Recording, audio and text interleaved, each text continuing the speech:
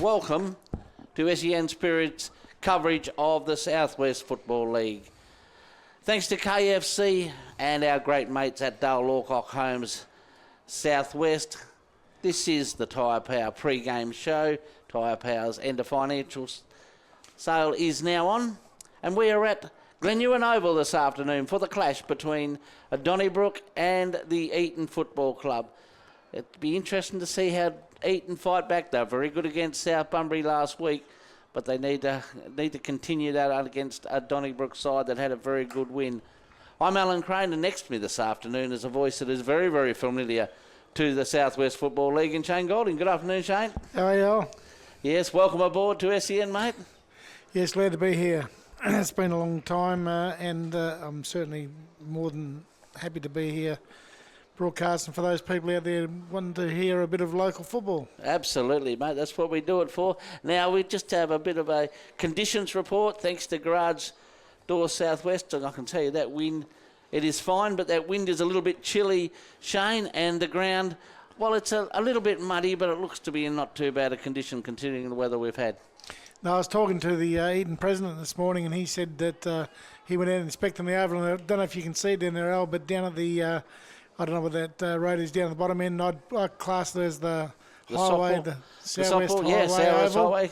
Highway. End of the ground, there's a probably about 20 metres out from goal, directly in front of the goals, there's a yellow patch of sand. And apparently when the league president of the Eaton Boomers Football Club come here this morning to inspect the oval, there was a sinkhole there.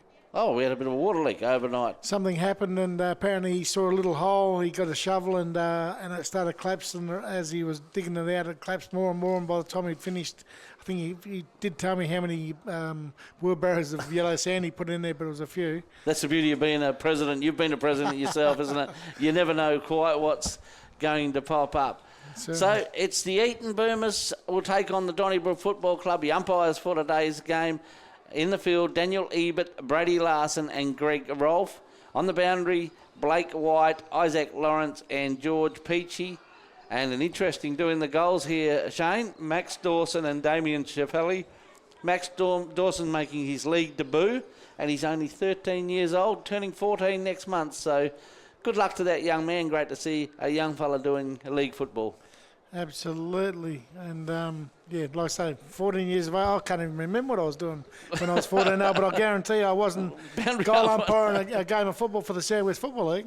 If we have a quick look at the ladder, Shane, thanks to Buckingham the Butchers, Donnybrook are sitting on 20 points. They're in the 5, and Eaton are sitting at the bottom of the table. So you would expect Donnybrook to win this game, but as I said, Eaton last week weren't too bad. No, from what I've heard, they were very competitive, probably up until three-quarter time or thereabouts, when they South Bunbury took control. And Eaton are capable of putting in a good fist of it as well here today. Just depends on Donnybrook how they start off. I mean, they've got plenty of firepower up forward, great engine room in the middle, and their back line is pretty solid back there with Jacob Kendall as well. So at the end of the day, it's going to be a tough job for Eaton here, but they are at home, and they've got nothing to lose because they do sit, like you say, at the base of the ladder. Righto, it's going to be interesting. Duel the two big men in Paul Rinder and Gregory this afternoon. Eaton will need to get on top in the middle of the ground where Greg Humphrey's been in absolutely sensational form. Just looking at the height difference between Cooper Clark-Daring down there and the Eaton defender, that's going to be an interesting matchup. Ball is in the air. This is SEN Spirit, and this is Shane Golding. Okay, and umpire Greg Rolfe throws it in the air. Rinder goes up. No one can get first touch. It's taken there by the little fella in Hamish Hutton. He gets a hand pass out onto the wing where it's taken by his teammate out there in Isaac Bedford. He goes down to half forward there where the big fella in the 36 of Brandon Jetta gets it. It gets across to a teammate, Tim Kendall. Kendall gets to a teammate. They've turned it over Donnybrook, and it's going to be brought out of defence by the Eaton defence as they go up towards the middle of the ground. We're running onto the ball. His Eaton player gets a hand pass over the top there to his teammate, who falls over. They've turned it over again to Donnybrook, where that player in the 17 of Clay Jackson gets across to a teammate, and they come out towards left centre wing, where it's hand pass over the top into the hands of an Eaton player there. O'Dine. And he's kicked downfield. They was chopped off by that player in Davidson for Donnybrook. He gets across to Ben Howlett. Ben Howlett in the middle of the ground where it's picked up there by the player in Sam Perkusic. And he has, gets on the left boot, goes down in deep inside forward 50 there, where the Eaton defence is trying to hold fast, but taken off hands there by the big fella in Brandon Jetta. And he goes bang with his right boot straight through the middle from about 30 metres out. And Donnybrook get first blood here at Glen Ewan Reserve. They move on to 1 goal straight 6. They lead the Boomers yet to score. Yeah, you just cannot afford to turn the ball over like that. Benny Howlett uses the ball very well to pick up Percevic through the middle. And once they got the runners on, they put the Eaton defence under a fair bit of pressure. And good start by Brandon Jetta. A goal on the board pretty early for the Dons. And it's all going to be around that stoppage work, I think, Shane, that's where Eaton need to be very, very wary of. Just looking at the class that's in that midfield for Donnybrook, and you've got Howlett, Percevic and Kendall. That is a pretty powerful midfield. It is, and my biggest job is going to be how to get Perkusic's name. Percevic, is it? So anyway, it's in the middle of the ground. He's got it now in the green boots. He's got it again in the green boots. The bloke with the green boots, we'll call him. He goes around one player, has another bounce, then runs in trouble, gets it across to the one there of Sean Lynch. He goes down towards full forward there, where Eaton are trying to defend doggedly in the last line there, about 10 metres out from goal. The umpire comes in, that's umpire Ebert, and says, give it to me and we'll throw it up about 10 metres out from the Donnybrook goal as they head to the northern end of Glen Ewan Reserve. Big thump down there by Rinder. Into an Eaton player's chest there, and that player is the 15 of Nicholas Hodgson, but he's wrapped up and umpire Ebert throws it up again. It's taken out of the ruck there by the big fella in Jetta, but it's down in the forward pocket there for the Dons there, picked up there by a Donnybrook an Eaton player who kicks it out of defence, but it's gone out in the full, and the player here for the Dons in Isaac Bedford will have a kick back into play from left half forward. 50 metres out from goal, he goes to the top of the square, where up in there they go. Oh, the big fella nearly took another mark there in Jetta, but he couldn't. The ball stacks in the middle there about 20 metres out from goal, and umpire Ebert it is that'll come in and throw the ball up. There could be a little bit of a waspy breeze heading towards that side of Donnybrook. Doesn't look a lot. No, and from that throw down, Rinder's taken out of the air, but it's picked up there by Perkusic. And he goes towards goal. The Eaton player dives over the top of the ball, doesn't touch it. It rolls under his body, straight through the middle for the second goal to the Dons and Perkusic. He did that very well, didn't he? Because he could have, if he had lifted it up in the air, it would have got smothered. So he did it along the ground and just about an underground pass that ran underneath the Eaton player. And they've started off very hot over the Donnybrook Football Club, thanks to Hearthouse. It is very, very warm out there for the Donnybrook players. And that midfield, we keep talking about that, but Percic went through there with a minimum of fuss. He hardly had anyone near him. So they'll need to tighten up on that, the Eaton side. Absolutely, because as you say, I don't know how long we've been going, but I didn't start my clock to see that, but we've probably been going 2 or 3 minutes, Al, and already Donnybrook with 2 majors on the board, and it's umpire Rolf that'll throw it up in the middle of the ground there. Rinder tries to knock it back into the path there of Allen. That's that new player, Alan Davis. He goes this way, goes that way, gets onto his right boot, goes down towards centre wing where he's got a teammate out there in front, and that's Jackson Hill. He takes the mark, then goes down to right half forward where he's got a player out there in front. He can't take the mark though. That player was Stephen Kane. Goes off hands across the boundary line and it'll be thrown back into play. Yeah, one Stephen Kane normally would have taken. He's a very skillful player, is young Kane. Yeah. And off hands across the boundary line, thrown back into play again. Just having a look at the skate park over there too. Oh, plenty of activity over there, isn't there? In there. Probably if they should be over here watching the footy as it's come back into play there. It's picked up there by the Eaton player. He gets it across to Greg Humphreys. He goes down towards full forward there, but it's chopped off there by the Donnybrook defence, and they go up towards the middle of the ground where they were looking for the player in Kendall. He couldn't take the mark. It's been taken high though, Collard. Collard, he goes in short, looking for that player in Davis again. He overruns the ball. He gets it to a teammate who goes around in a big circle. Greg Humphreys gets it. He gets it across to a teammate in Rinder. He just toe pokes it inside forward 50 there, where it's picked up there by the Dons, and they go this way, go that way. They get it to Perkusic. I'm going to get his name right before the end of the day, Al. I think I've come up with about 4 or 5 different interpretations of it already. His dad will give me a call soon. Perkusic. Well, it'd be nice to know exactly how they pronounce it, but you've told me twice already. But anyway, over there on centre wing right. Tell you what, he's getting a lot of the football. And of course, when you've had trouble with the name, guess what? The ball follows them all the time. He is But it's a the, prolific ball getter. It is. The Eaton Boomers, I think that's Greg Humphries there, who goes down towards the half forward there where... Kick to Broadbridge, I It think, is, Shane. Broadbent. That's young Broadbent. Jackson Broadbent. And he's marked out there at left half forward for the Eaton side, about 55 metres out from goal when he kicks. He's usually a pretty good kick as he goes with a spiral. Oh, he's given that a ride. And I tell you what, That he's gone is dead a centre. ripper. The big fella. He'd enjoy that, and I'm sure his mum and dad would as well, as Jackson Broadbent brings up the first major for the Eaton side in this first quarter as they move to 1 goal straight. 6, they trail the Dons 2 goals straight, 12. And that is a very early contender for the Western Goal- All-Pest goal of the Service day. goal of the day, because that he was well outside 50 when he let that go. The big torpedo 55. spun absolutely superb. It went through half goal post home. That's a good fill-up for the Eaton side when you make the most of your opportunities. First real inside 50 they've had and come away with the score. Well, they weren't inside 50, was he? He was just out. No, that's right. But great kick, great goal. That'll make the Eaton supporters very happy as Rinder wins this one down into the path there of Greg Humphries. He goes around the big circle, gets a hand pass across field, looking for him, finding his teammate there in Jackson Hill. He gets it back to Davis. Davis on the other side of the ground, scoreboard side of the ground, gets it across to a teammate, and they go inside forward 50 again to the Boomers, but it's chopped off there by that player. I think it's Kai Lucy this time. And he goes further afield to find a teammate there in the big fella down there in Zach Gerard. And he goes further downfield towards centre forward with a long kick there where the Eaton side come out and defend, and they go into the middle of the ground where it's been turned over again, although the Donnybrook player there is tackled with the ball. But the umpire lets it go and ends up in the hands of Greg Humphries. You wouldn't want it in anyone else's hands. He goes down towards that is perfect. full forward with a beautiful 50-metre skimmer that ends up on the chest of the young fella down there in O'Dine, Kate O'Dine for the Eaton Boomers.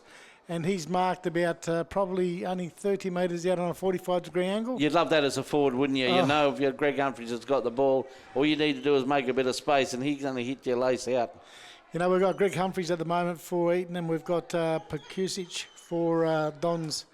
As Kate O'Dine comes in, it goes across the face of goal to the left-hand side, through for the minor score to the Eaton side, and they move their way on to 1 goal, 1-7 now, and they trail the Dons 2 goals straight, 12. And that is on the Southwest Isuzu scoreboard up there. Shane, look, a very interesting start to this game, isn't it? It was all the Dons to start with, and Eaton have worked their way back.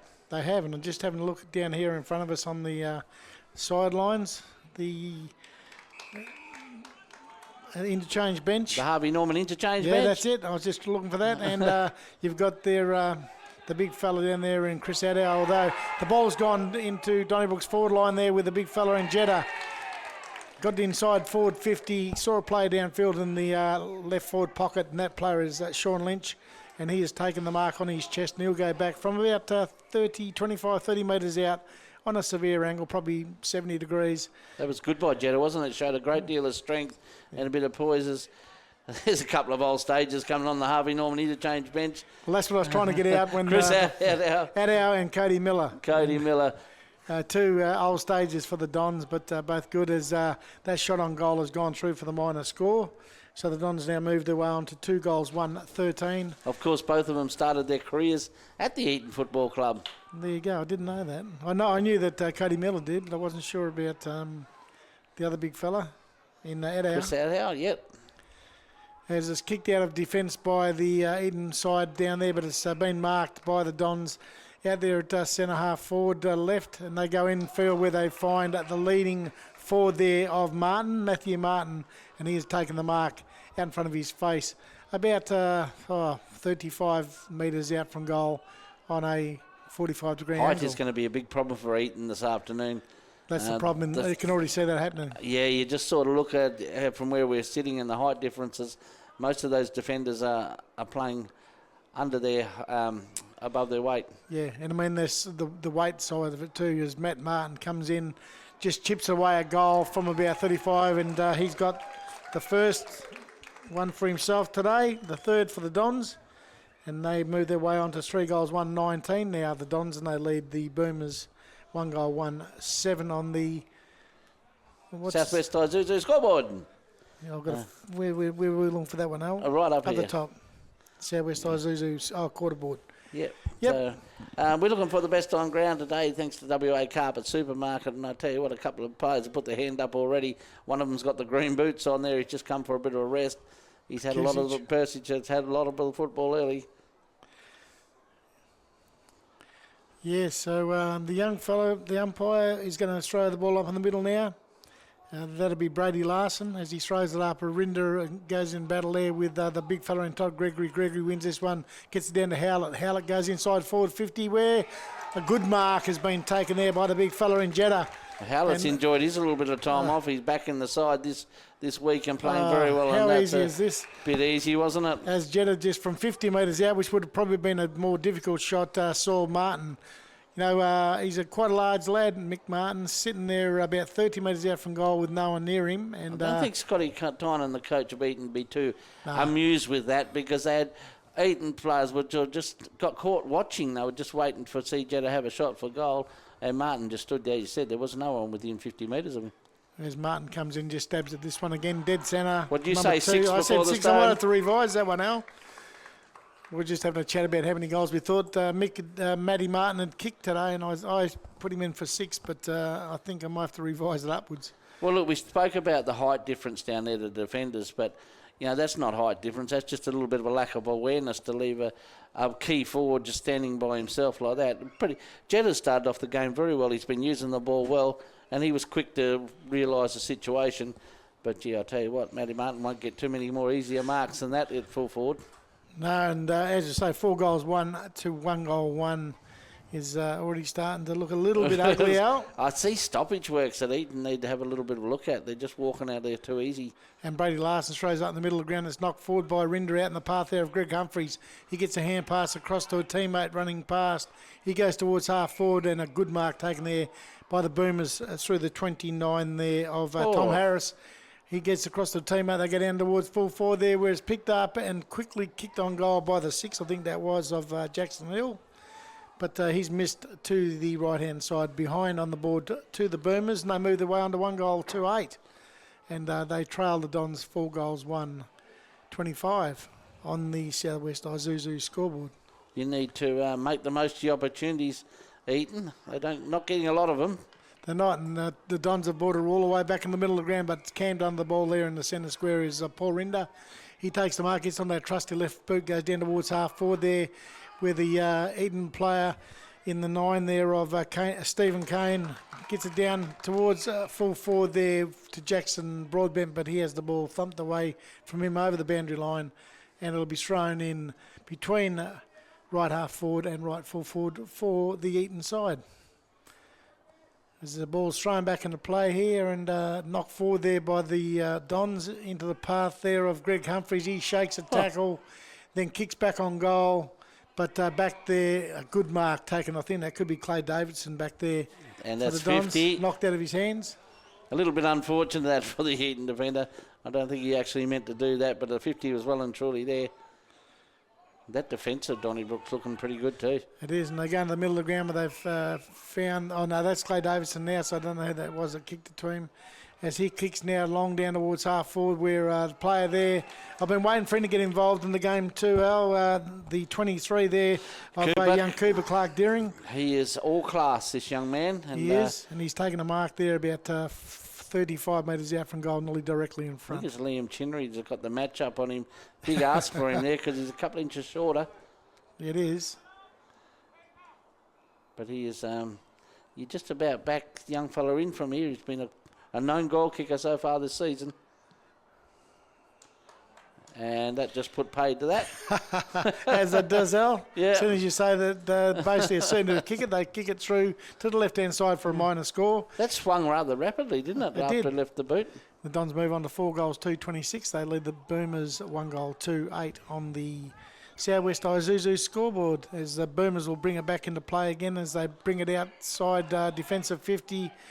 Whereas taken off hands there by the Donzo, and they get it across there. Clay Davidson, he goes down looking for Sean Lynch. He kicks into the man on the mark there down there, and the Boomers defend again. They get it outside defensive 50 there, but there's a lot of aerial ping pong going on there, and the Boomers kick it right down 1 towards... on 3 though. Yeah, nearly down to half forward, and the umpires paid a free kick to Donnybrook, and they're allowed to go on with it as it goes to Adair. He uses a 30-metre hand pass to get it to Hamish Hutton. He goes across to the player there in the 22 of Sam Russell. He gets it back to Chris Adair, and he goes long towards full forward. We're doing battle there. Was the player in Clark Daring, and he has it knocked away from him and goes to a Donnybrook player out there near 50 metres. That player is the big fella down there in Zach Gerard, and he was taking the ground, and umpire Ebert said, give it to me and we'll throw it up. As Rinder comes in, knocks the ball down there, was taken by Jackson, Marcus Jackson. He's immediately taken the ground by the Donnybrook player down there in the forward line, and that's the big fella in Jeddah. And umpire Ebert says, give it to me again and we'll throw it up on 50 metres. Rinder knocks it down to the front of the pack, gets it to his smaller teammate who drops the ball cold and then apologises to Mr. Jeddah, Brandon Jeddah. He says, I'm sorry, but I'm sorry for giving you a free kick. But Jeddah goes to the top of the goal square there, about 20 metres out from goal there. But coming away is Carl Collard there for the Eaton side. He's kicked downfield, though. He's chopped off there by the big fella in the ruckman and Gregory. He gets across to Lucy. That's Kai Lucy. He goes down towards half forward. But it's been repelled there again by the Eaton side as they get it back outside. Defensive 50, they get it between centre half back and the centre of the ground where umpire Ebert says, give it to me, we'll throw it up. Eaton need to get that bit of run on so they create a few options coming out of that defence. They're just hitting a brick wall every time they come out. They are, and they just got nothing there, but Stacks on the it's middle all of the right same to push spot. back, but you need to push forward very hard and try and spread that Donnybrook defence just a tad. That is, and umpire able to throw the ball up in the same position there as Rinder gets it across to a teammate there as they kick it down towards half forward there where camped under it is Kai Lucy. At the back was the big fella there for the Dons. He gets over to a teammate as they go downfield there where a player out in front for the Donnybrook side. He goes this way, goes that way. There's a turn of pace for you. Ben Fraser as he goes inside forward 50 looking for two Dons players. They both missed the ball there. And I don't know who that player is at the base of the pack there. It could be the player in Kendall. That's where he normally is, isn't he? He's tough as nails as Kendall. Just he's up forward. Doesn't he normally play in the back line, Jacob Kendall? But anyway. He's been run through the midfield of late. Yeah, so he might be playing in the midfield. It's picked up there by Chris Adair, just inside forward 50 for the Dons. And umpire says, give it to me, as he was tied up in a good tackle there. And the umpire will throw the ball up right on 50 metres as Rendon knocks it down into the path there of O'Dine. He's kicked downfield, is taken there by the 20 for the Donnybrook side, and Zach Gerard. He's robbed of the ball there by the Dons players as they go downfield, and that player for Donnybrook I couldn't think of just a minute ago was Cody Miller, who's taken the mark Everyone knows now. Cody Miller. That's it. As his kick goes up towards between the centre and half forward, as marked by Jacob Kendall. Oh, that's 50. That's 50 metres. That's... As Alan Davis impeded on the mark before the umpire had called play on, and umpire Ebert says, come back with me, son, you can come back 50 metres, which will now put the Donnybrook player in Jacob Kendall about 15 metres out from goal directly in front. As Carl Beggs comes on to replace Cody Miller off the Harvey Norman interchange bench. So, yeah, this is Kendall having a shot. Jacob Kendall goes back, goes bang, goes goal. And didn't mind it, did Jacob Kendall. And he gets his first for the day, does Jacob Kendall. And Donnybrook get their fifth on the board. Yeah, they're making all the running, aren't they, Donnybrook? They're just winning around the contest. They've set up a nice little wall when Eaton are trying to go forward, but Eaton have got to pick their way through it. They're getting a ball smothered a lot, which is a good sign for Donnybrook. They're prepared to do the hard work, and they're looking very good. 5 goals in the first quarter, and there's still a bit to run in. It's not a bad start. 5-2 to 1-2. The Dons by 24 points. Thanks to MGIB, like a good neighbour. MGIB is there. Thank you for your support. And umpire Ralph it is that will throw the ball up the middle of the ground. Just having a look to see how long my phone says that we've been running about over 16 minutes plus probably 2 minutes that we missed at the start of the game, so probably nearly 18 minutes the game's been going. As Eaton making hard work of it. Down there in the back line there as a player ran into a heap of trouble. That could be Marcus Jackson back there, is it? They're ferocious in their tackling, the Dons. They've got their tails up, no doubt about that. That's the big fella in Matthew Martin. Matthew Martin again for his third. How many did you say? 6? He You might have them by half time. First quarter. So Matthew Martin will go back, and this time it's probably a bit more difficult because he'll have to stab this one over probably 45 metres instead of 30. He's a magnificent kick of the football, though. He stabs them 50, 60 metres. Back like you in your day, Shane. No, not at all. Wish I had a boot like that. Oh, that is a magnificent kick. Straight through the middle, the kick goes. Matthew Martin gets his third of the quarter. The Dons get their sixth of the quarter as they move their way on to 6 goals, 2 now. 38. They lead the Boomers 1-2-8 on the Southwest Isuzu scoreboard. Eaton coach Scotty Tynan just trying to get his board happening there, but I think it's just a bit of awareness from the players. They're getting out tackled at the minute. It's just all one-way traffic. And I think Norma here at Glen Ewan, a lot of the scoring is done down the other end of the ground. So if this is what's happening with Donnybrook supposedly probably going against whatever breeze there might be here, the next quarter could even get worse. Well, this stoppage work is a real worry for Scotty. It is. Eaton Donnybrook are just walking this out of here. As Renda gets this over the back there, he gets it to Davis. Alan Davis kicks inside forward 50 for the Eaton side, and a good mark's taken there by that player in Jackson Hill. He's been fairly decent for his side so far. He gets it to Greg Humphries, who lopes past. He goes around the player on his mark, then kicks a scrubby old kick down inside forward 50, where he goes to the 29 there of Tom Harris. He gets it back to Humphries. They've turned it over to Donnybrook now, and Donnybrook bring it out towards the centre wing, where the player there's taken a good mark, and I can't see because he's out of my view, but comes back in the view. That's Cooper Clark-Deering. Might even put him down for CPR Outdoors Mark of the Day contender, Cooper Clark-Deering. Yeah, he took a good one earlier on. And the ball has gone out of bounds there between left centre wing and left half forward for the Dons.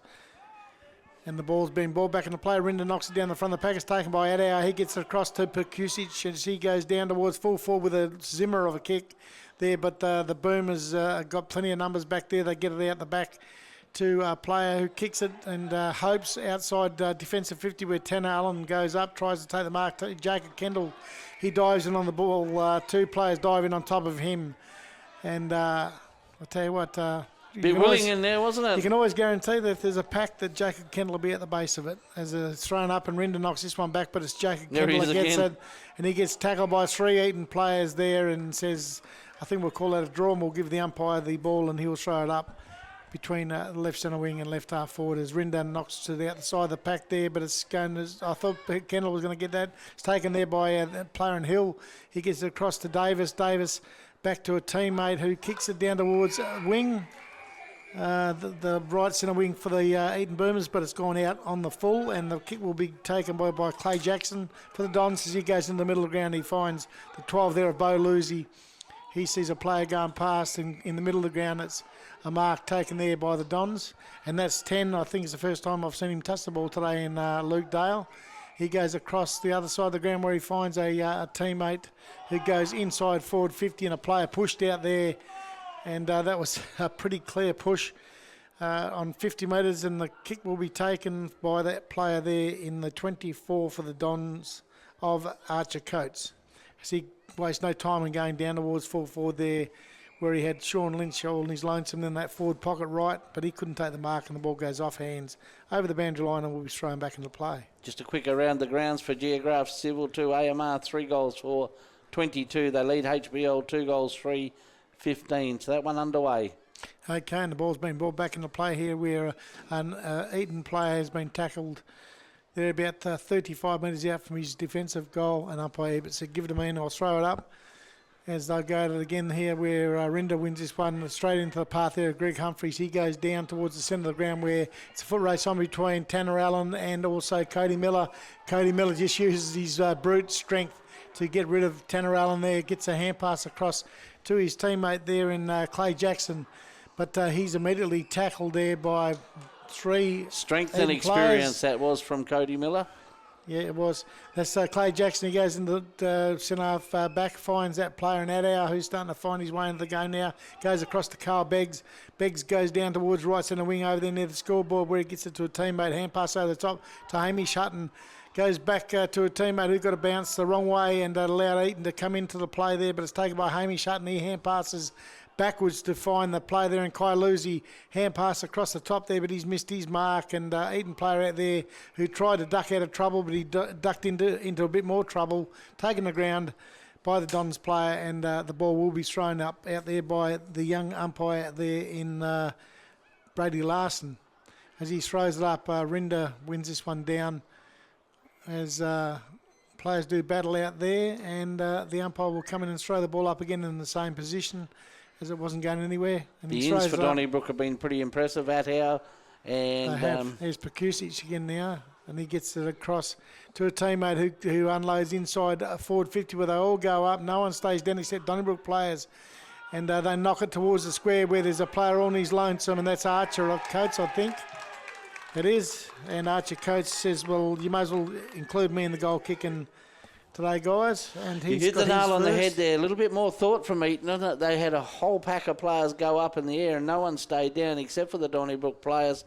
And it was Cooper Clark-Daring that come across the face of the pack, just tapped it over the back to Archer Coates, and he pushed through the 7th goal for the quarter for Donnybrook, and they are up and about, the Dons. They certainly are, and just having a look at those players in the middle for the Donnybrook side, Jacob Kendall in there with Chris Adow and also Pekusic, and the 12 there of Bo Lucy. He's gone into the middle, and they've got a pretty good engine room in there. Yeah, they're pretty versatile, aren't they? They are, and they've won that one too, but into the path there, where Greg Humphrey's just good enough to come through and pick the ball up, go down towards half forward, but he's fighting a one-man battle down there as he gets it down towards a teammate, and just been trying hard down there at half forward, Tom Harris, but he couldn't put a handle on it. It's picked up there by that player in Giblet for the Dons in the back line there. He goes across to the player in Dale, back to Giblet as he trundles his way across the back line, then goes straight up the middle to centre half back there where the Dons have missed the mark there as the siren's about to go to end this first quarter here. And at Glen Ewan Reserve at quarter time, it's the visitors, the Donnybrook Football Club, 7 goals to 44, who lead the home side, Eaton Boomers, 1 goal to 8. A very, very good quarter from the Dons, that one. 7 goals in a quarter. They've put a big stamp on this game early days. We'll be back after the break for your coverage of SEN Spirit Southwest Football League.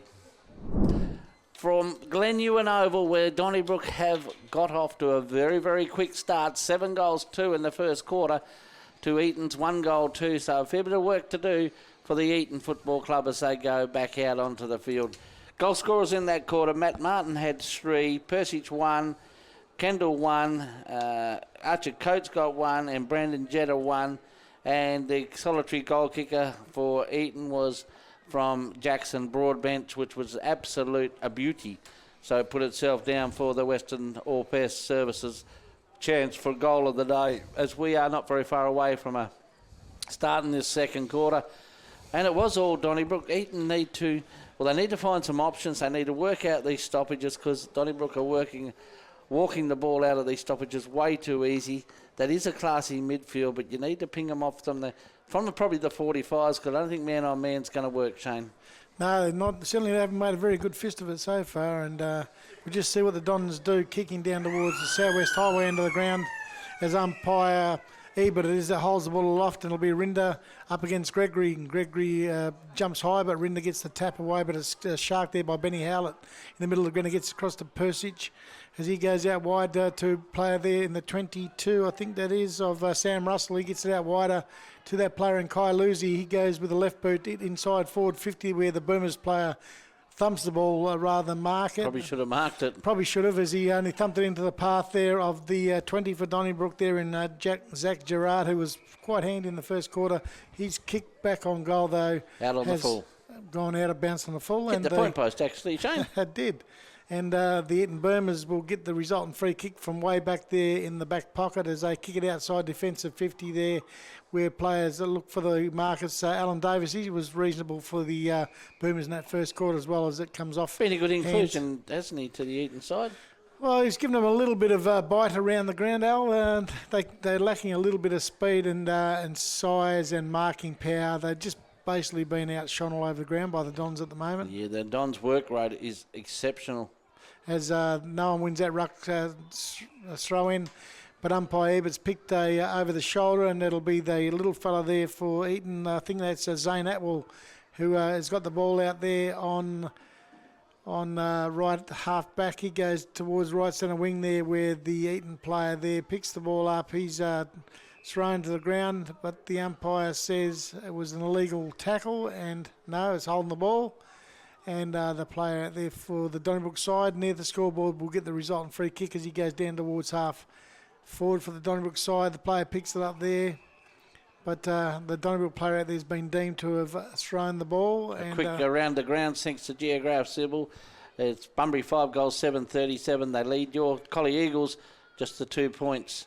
And AMR 3 goals, 4-22. Lead HBL 2 goals, 3-15 at half time. Pretty low scoring game out at Brunswick. No, as Persic gets the ball through the pack there, he gets out wide to Kai Lucy, who's starting to have an impact there as he goes down towards right centre wing, where the mark's taken there by the 20 there of Zach Gerard. He's had plenty of the ball too in this first quarter and a bit as he goes down towards half forward there, where Martin gets himself under the ball there.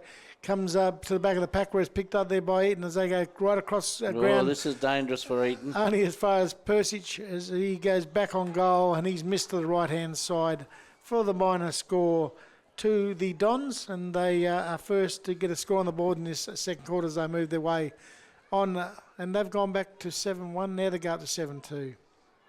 So they'll go down to 7-2. They're going backwards. 7-3. 7-3 it is, yes, 7-3.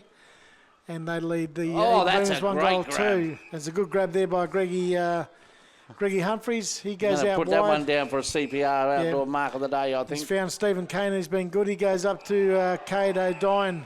He's knocked over by Persic. And that results in a 50-metre penalty. And umpire Ralph says, come back here. Luke Dale will be the man on the mark, and Cade O'Dine with that 50-metre penalty will take him inside forward 50. Right on his limit, you would think, Shane? I don't think he'll make distance from there, you wouldn't think. But, the players aren't congregating in the square, so I don't think they think he can make it either. And we were right because he was well short. As the player there falls over for the Eaton side, allows Donnybrook to clear as they get across that player again in Gerard. And he goes out wider where he's found a teammate, and the Dons, that's Gregory out there, the ruckman, as he goes downfield and he looks for and finds Ben Fraser down there. He runs onto the ball there, goes this way, goes that way, gets back onto his right boot, then goes in looking for a teammate who, in Hamish Hutton, he couldn't take the mark as the Eaton side come away with the ball there at half-back through that player, and Davis gets across to Carl Collard. He goes in the middle ground where he finds Rinder, gets around on that trusty left boot, goes down towards centre half forward where a good mark taken there by Jackson Hill. He gets a hand pass into Humphreys going past, and Humphreys goes with a short kick looking for... There's a man on if he can pick it up. Player in Stephen Kane, but he's held with the ball as Stacks on the middle...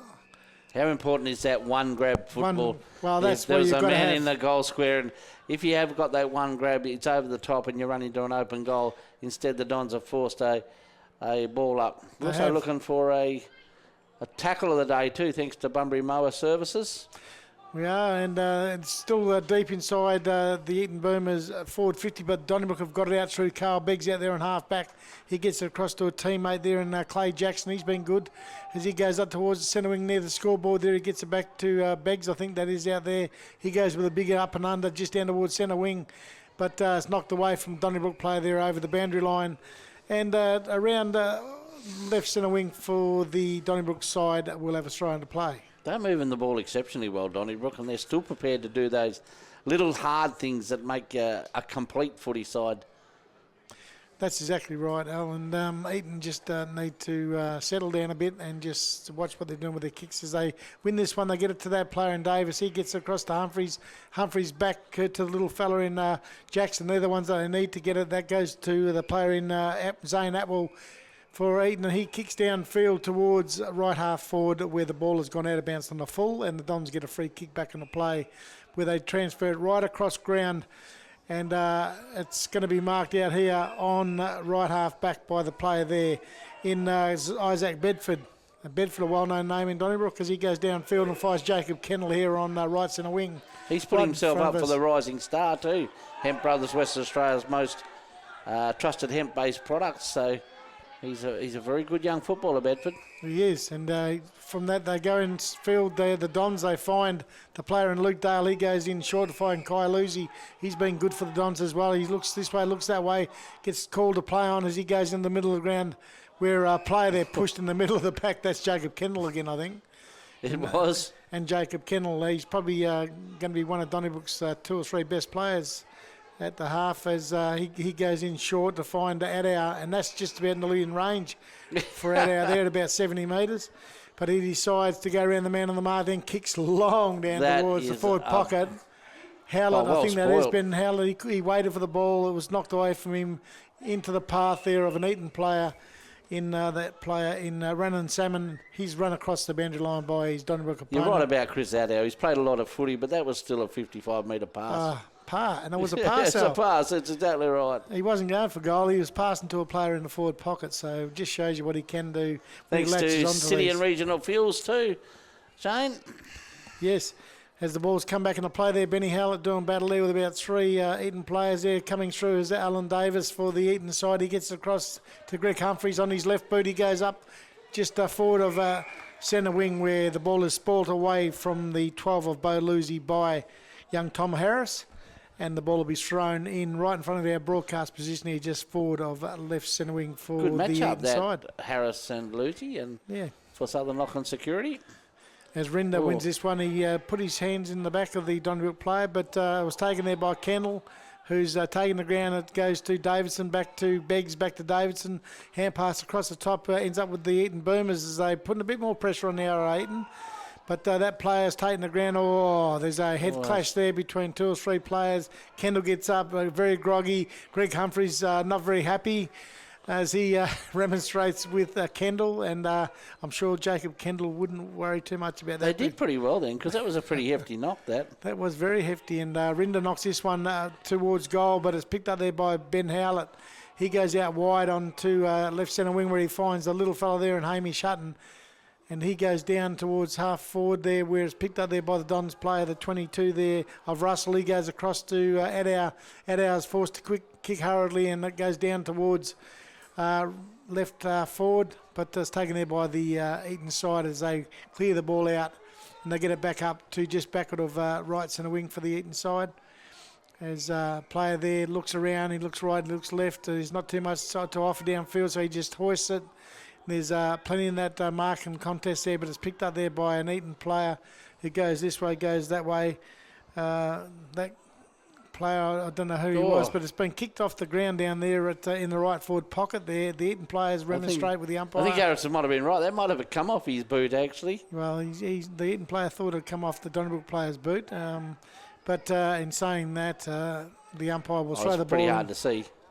From where we are anyway. Yeah, I'll tell you what, this is a beautiful commentary box though, isn't it? It is, and it's been a throw in there, and it's the Donnybrook player that comes out, he gets a hand pass back to Clay Davidson.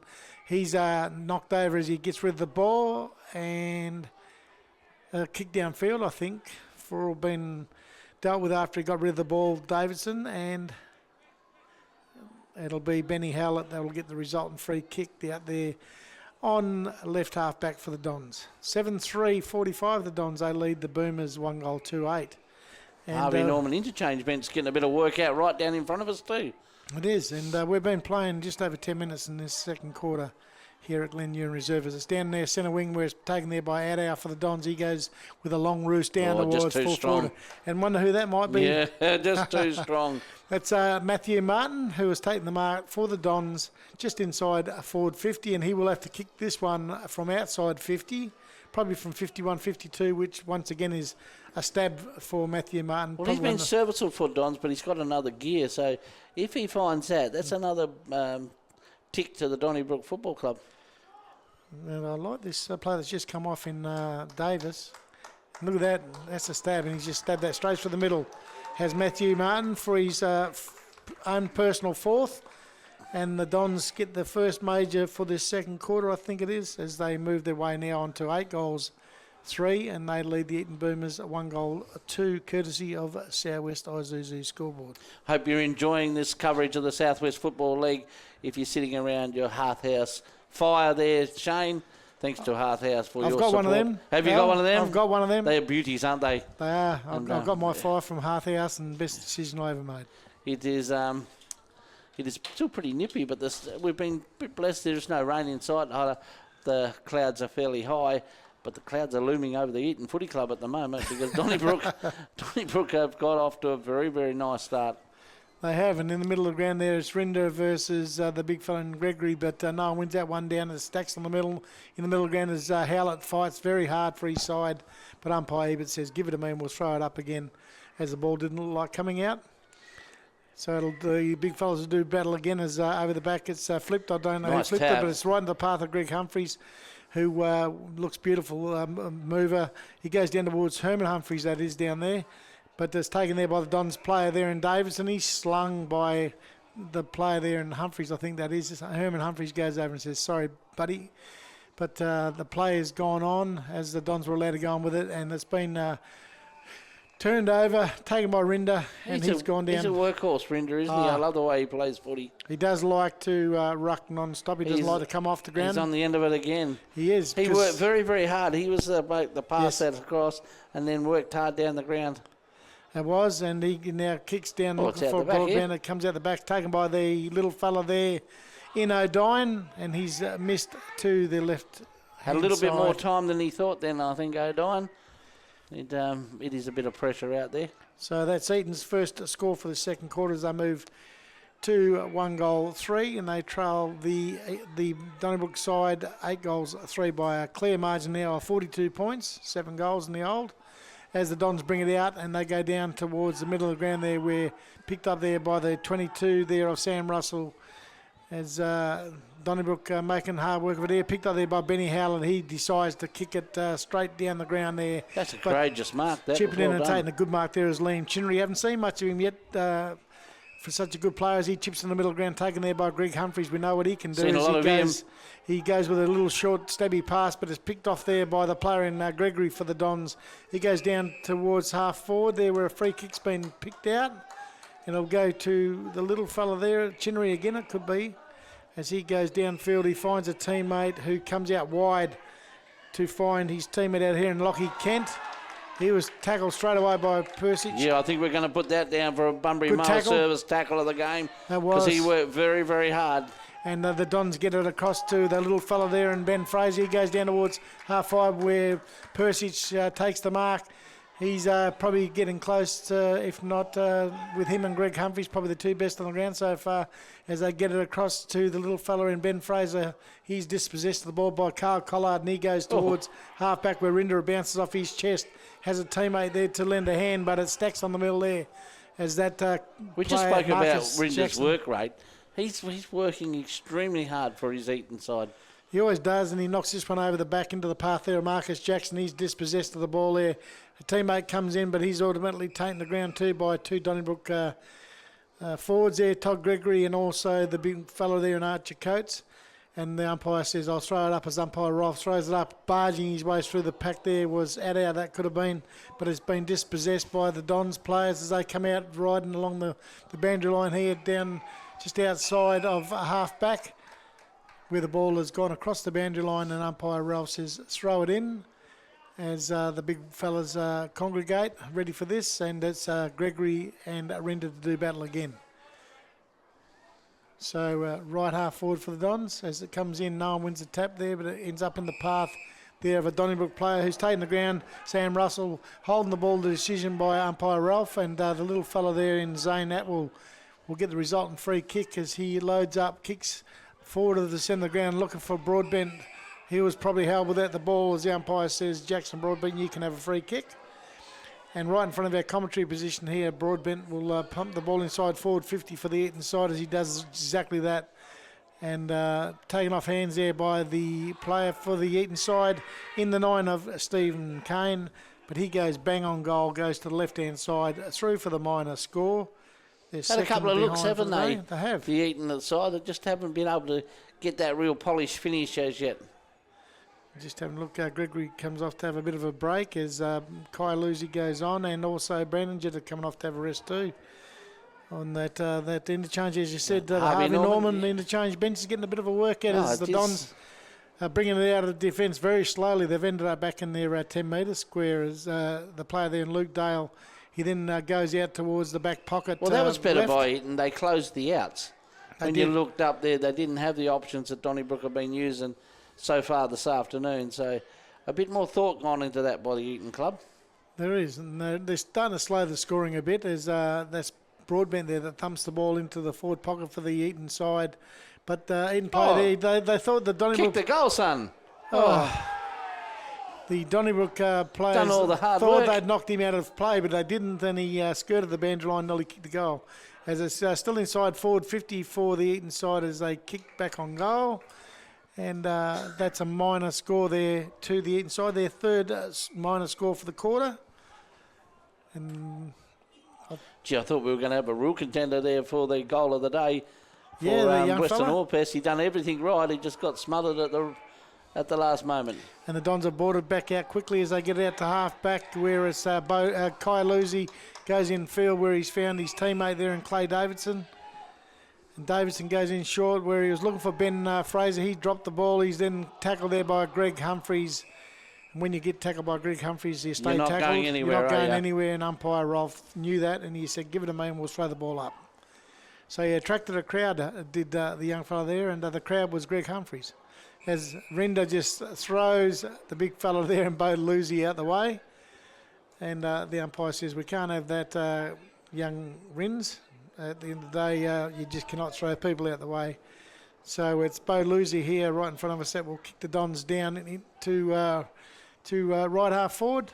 And out in front is the player there in Matthew Martin. He's growing in confidence too, is big Matty Martin. Which is a worry for the Eaton side in his own. As he kicks it to the top of the square with a beautiful kick, and they knock it down into the path there of Benny Howlett. He hand passes back into the top of the square there, but the Eaton player there in Marcus Jackson comes out, gets a hand pass across to a teammate in Jackson Hill. He goes out wide there looking for Rannon Salmon. I think that could be out there, Rannon Salmon. But it's turned over. Oh, no, he comes right back across into the square. That was dangerous. Was it that? I thought there must have been a turnover for that to be coming back there. Yeah, bring it back. But it's Eaton who have held possession, and they get it back into that back pocket again right, where I think it's Salmon there, and he goes in short. This time he looks for and finds the Eaton player there at half back. They've probably had five kicks to go 20 metres. And they're going to go back again. They're going right across the other side of the ground this time, where they've found that player in Liam Chinnery, I think it is there.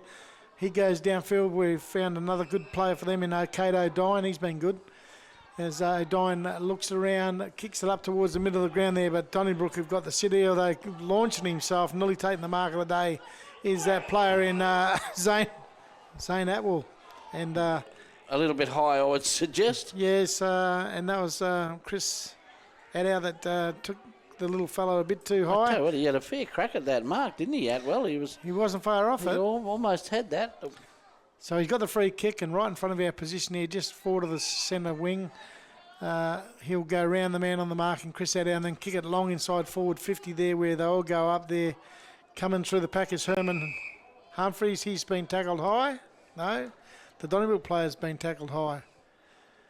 And the young fellow back there in the back line for the Donnybrook side will have the resultant free kick as he comes out wide to find Persich on right half back. And things have slowed down a bit because they're not moving as quick as they did, so he just decides to kick down the line, down the wing towards Adow, but it's been taken there by the little fella again in the 13 there of Zane Atwell. He takes the ball across the boundary line though, and the umpire will throw the ball back into play on right centre wing for the Donnybrook side. And Rinder. You're right about that. The run's gone out of the game a little bit from both sides. Yeah, it's gone very quiet, and even the crowd's gone a little bit quiet as Greg Humphreys goes around this way, he goes around that way. He then puts a tackle on, but he holds. Yes, he gets a free kick, does Greg Humphreys, but he's turned it over to Persich. He gets a hand pass across to Howlett, back to Persich. He had no one to handball to. In the chain of handballs, there was no one that could keep up with him. So the Eaton side through Davis, and they get it downfield to find O'Dine. He's been good today. As he goes this way, goes that way, gets on his right boot, then goes right across ground where it looks like that player, Tanner Allen. He couldn't take the mark. It's picked up there by Sean Lynch for the Dons. He goes down towards centre half forward there, but a good mark taken in defence by Nicholas Hodgson, the vice-captain of the Boomers. I think the Donnybrook coach, Shane Bolton, at half-time would be saying, boys, we're losing that bit of run and our edge. We had, fair enough, we got a fair lead, but they're working very hard. They have, and they've turned it over the Eaton side, and they've gone to Donnybrook, who picked it up. They could have gone into the big fella, and Brandon Jetter's picked it there by Archer Coates. He's shot back on goal too. I mean, there probably a couple of opportunities to score a goal there, Donnybrook. One, the kick for Brandon Jetter was very average, went over his head, and then Archer Coates picked it up and he snapped back on goal. Yeah, and that's what I was just talking about, a little bit careless, a couple of those kicks. As that is the half-time siren, and a big lead to Donnybrook Football Club. They lead 8 goals, 4-52 to the Eaton side, 1 goal for 18. I suppose it's not a lot in modern-day football, Shane, but we're going to come back after the break for the Hungry Hollow half-time chat. Welcome back to Glen Urin Oval, where the score sees a nice handy lead to Donnybrook, 8 goals, 4-52 to Eaton, 1 goal for 10. This is the Hollow Beach Bar and Grill half-time break, and we'll have a little bit of a look at what just happened in that first half. Shane, it was pretty much all the Dons in that first quarter. The game bogged down a little bit in the second, and scoring wasn't quite so free. I reckon Shane Bolton might be, the Donnybrook coach might be going, hey boys, we took our foot off the pedal a little bit in that quarter. I think you're right, Al. And the thing with that is that obviously Donnybrook's sitting in 5th place on the ladder, so they're only just there hanging in there. And I think he'd be saying, look, we had a great opportunity there to mount the percentage, and we've given that away a little bit to half-time. They only added 1 goal in that second quarter, and 1 goal 2 behind, so they only gained 1 goal on the Eaton side in that second quarter. So I think that he'd be saying, well, we need to really put the pedal to the metal, as they say, Al, in this second half to try and get that percentage boosted right up, because if they're looking, which I'm sure they would be looking to try and finish top 3 if they can. Don't know how, I haven't looked at the thing to see if there's much chance of that happening, but that's where all teams look to have it, so they have that second chance, and really it comes down to percentage, I think, sometimes. They just got a little bit sloppy with their footwork, didn't they? The first quarter they were hitting targets, they were running, and they were doing all those things. Look, a little bit of credit must go to Eaton, because they were able to bottle it up and just hold them back a bit. The goal scorers so far this afternoon, Matty Martin has 4. Shane Golding said he'd kick 6 for the afternoon, so he's right on target there. Persevich has 1, Kendall has 1, Coates has 1, and Jetta has 1. And for the Eaton side, we have 1 to Jackson Broadbent, which was a real contender for the Western All Purse Services goal of the day. Eaton, on the other hand, well, they've got to just work out a way to get through this Donnybrook defence. They had a few opportunities in that quarter. Probably need to take a little bit more time and care about what they were doing, but they looked a bit rushed at times, Shane. Yeah, they certainly did, and that's the thing. They've just got to start settling down, just taking their time. Don't go getting rid of the ball too quickly, because every time they try and do that and move it quicker, what they do is they just turned over to Donnybrook, who are then more efficient, and they've just got so much talent up forward and marking ability up there that once Eaton turn it over, they really do just kick it to those big marking forwards of Donnybrook, and the score goes on the board. But they did slow things down a little bit in that second quarter, but they just got to find a way to be able to kick some goals themselves, because Donnybrook's backline is working very well at the moment. I think that's what's been Eaton's problem for most of the year, hasn't they, Evan? To actually put big scores and get a run on and goals. But this is the Hollow Beach Bar and Grill half-time chat. And Shane, we're going to take a quick break, and then we're going to come back and see if Eaton can work their way back into this game. If you look at it, 7 goals in modern-day football's not very much. We'll see you after the break. Welcome back to SEN Spirit's coverage of the Southwest Football League. Proudly brought to you by KFC and our great mates at Dale Alcock Homes. This is the Hollow Beach Bar half-time show, and it's a great spot. I went there last night, Shane, and probably had a couple too many, but no, it was a great spot to sit there and watch the sunset over the ocean. Absolutely brilliant. The game, well, at half-time, Donnybrook have got a very good lead. They lead by 7 straight, 8 goals for 52. They lead the Eaton Football Club 1 goal for 8 at 10. 42 points. 42 points. 7 goals now. The Rising Star, Hemp Brothers, Western Australia's most trusted by hemp-based products.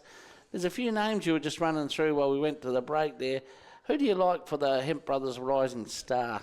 Well, like I say, we actually got supplied with the list of the Eaton Boomers under 21s, and I think out of the ones that were supplied there, the best of the Eaton Boomers under 21s is Cato Dine. I thought he's been pretty good for them up till half time. For the Donnybrook side, we haven't got the under 21s, but they've got a lot of youth in their side, and I'd say that probably out of those players like Clay Jackson, number 17, I think he's been very good for them.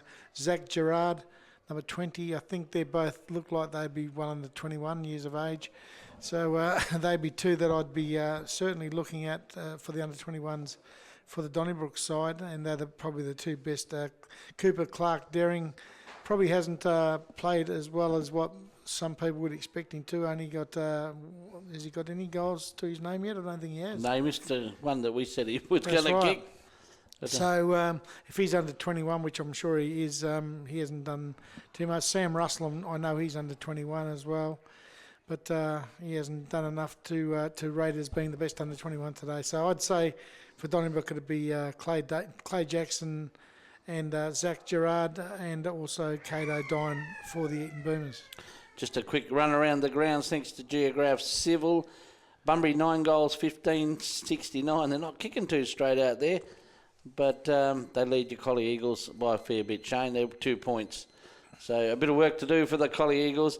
And HBL, 6 goals, 5-41. Well, they lead AMR 4 goals, 11-35 into the third quarter. So pretty low scoring slug out there. I thought it'd be a bit higher scorer than that at Brunswick Oval this afternoon. Here at Glen Ewan Oval, well, let's see Jackson Broadbent coming to the bench for Eaton. Tanner Allen coming to the Harvey Norman interchange bench. That's pretty interesting. Who's a quick one for our best player on the ground today? WA Carpet Supermarket. That's what I was looking for, Shane. Who would be up there? Well, 2 from each side.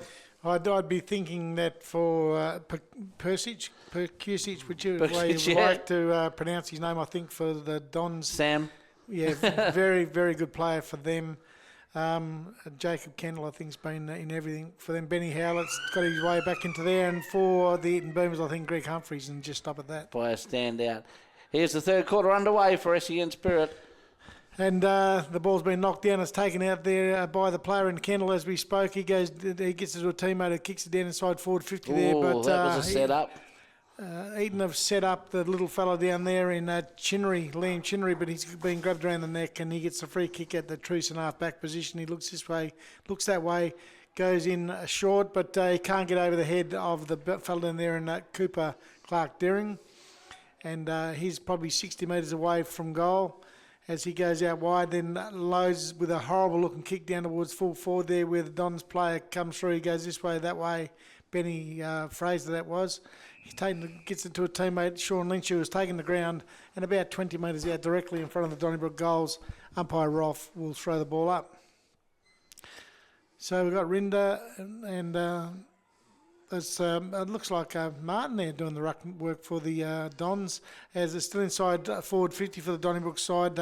Though Eaton have got it there to young Stephen Kane. He's been good for him as they get it outside defensive 50, but it's only short but when he term. looked up, all he could see was the big V jumpers. And one of them was the player there in Bo Lucy. He goes back to find Cody Miller. He set his teammate up there, but he's good enough to go back and get the ball as Cody Miller then puts it out in front of a running player out there on the wing. That player there is Sam Russell.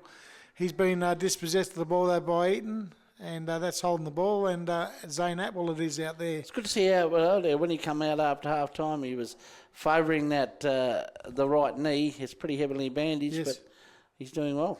He's going all right. He wasn't sighted in the first quarter, but he's got a good I think second we better quarter. check the air in that footy, actually, Shane. Yeah, they're terrible kicks, aren't they? As Eaton have turned it over, they get it Donnybrook. They've gone back up just forward of the centre of the ground where they've turned it over now to Eaton. And that player, Natwell, gets it again. He gets another chance to go forward where it's 3-1. Donnybrook, the player out there fighting for the ball for the Eaton side is Tom Harris. He's an under 21. He's played pretty well today as well. And that's right, going to a 3-on-1, that means there's 3 loose Eaton players somewhere, or 2 loose Eaton players. Well, that's true. And I mean, the player he went to was an under 21, so only a young fella.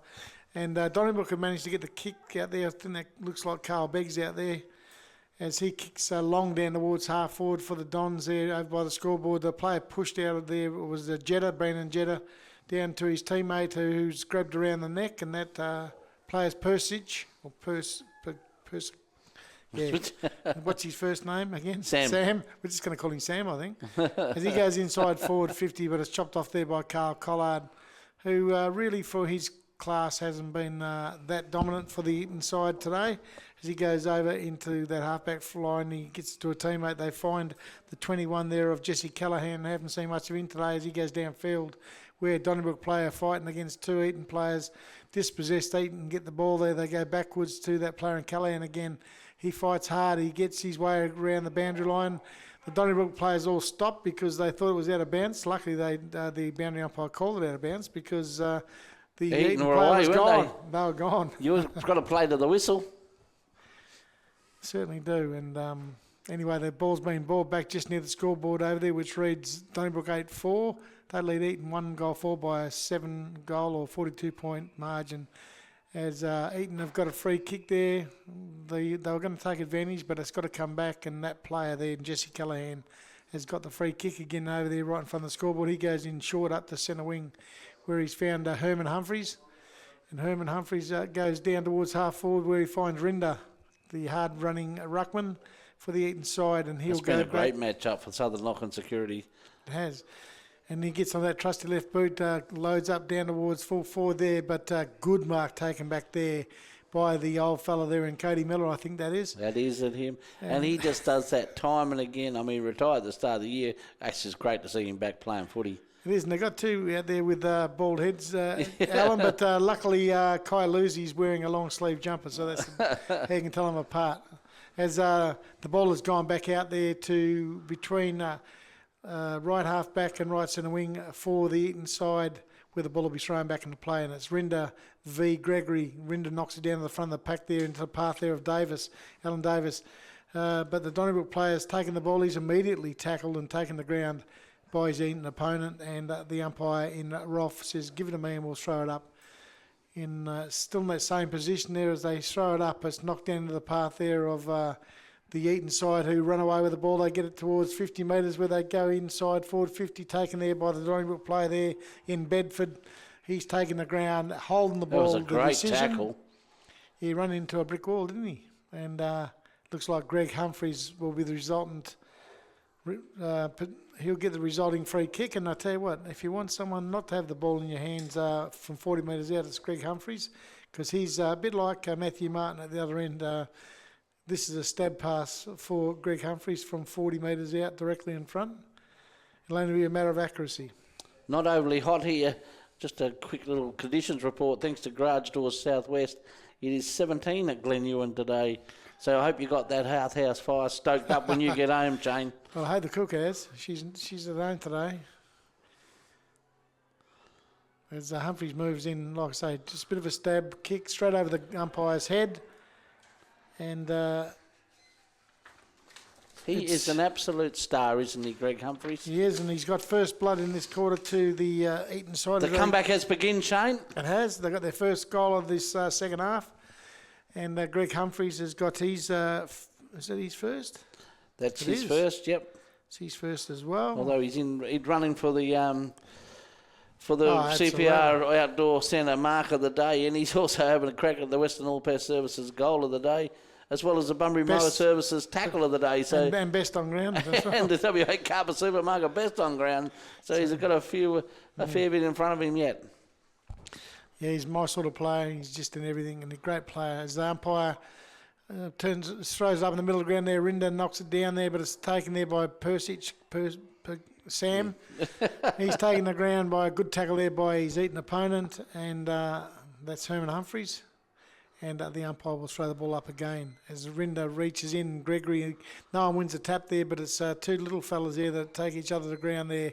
One of them is the player there in Zane Apple for the Eaton Boomers side, and the other one was Sam Russell for the Dons. Is from the middle of the ground, it's taken there by Kai Lucy. He goes down towards centre half forward where Matt and Martin couldn't take the mark, but still inside Donnybrook's forward area, and it's taken there by Cooper Clark Deering. He's dispossessed of the ball. Oh, Eaton player there could have been pinged for holding the ball. Now it's a sling tackle, and that player there for Eaton will get the resultant free kick. It could be Renan Salmon there, back there, that'll get the free kick. No, it's not. It's the 26 there of Travis Hodgson. He must have just come on. Jackson Broadbent has just come back on too. Surprised he started on the bench after half-time.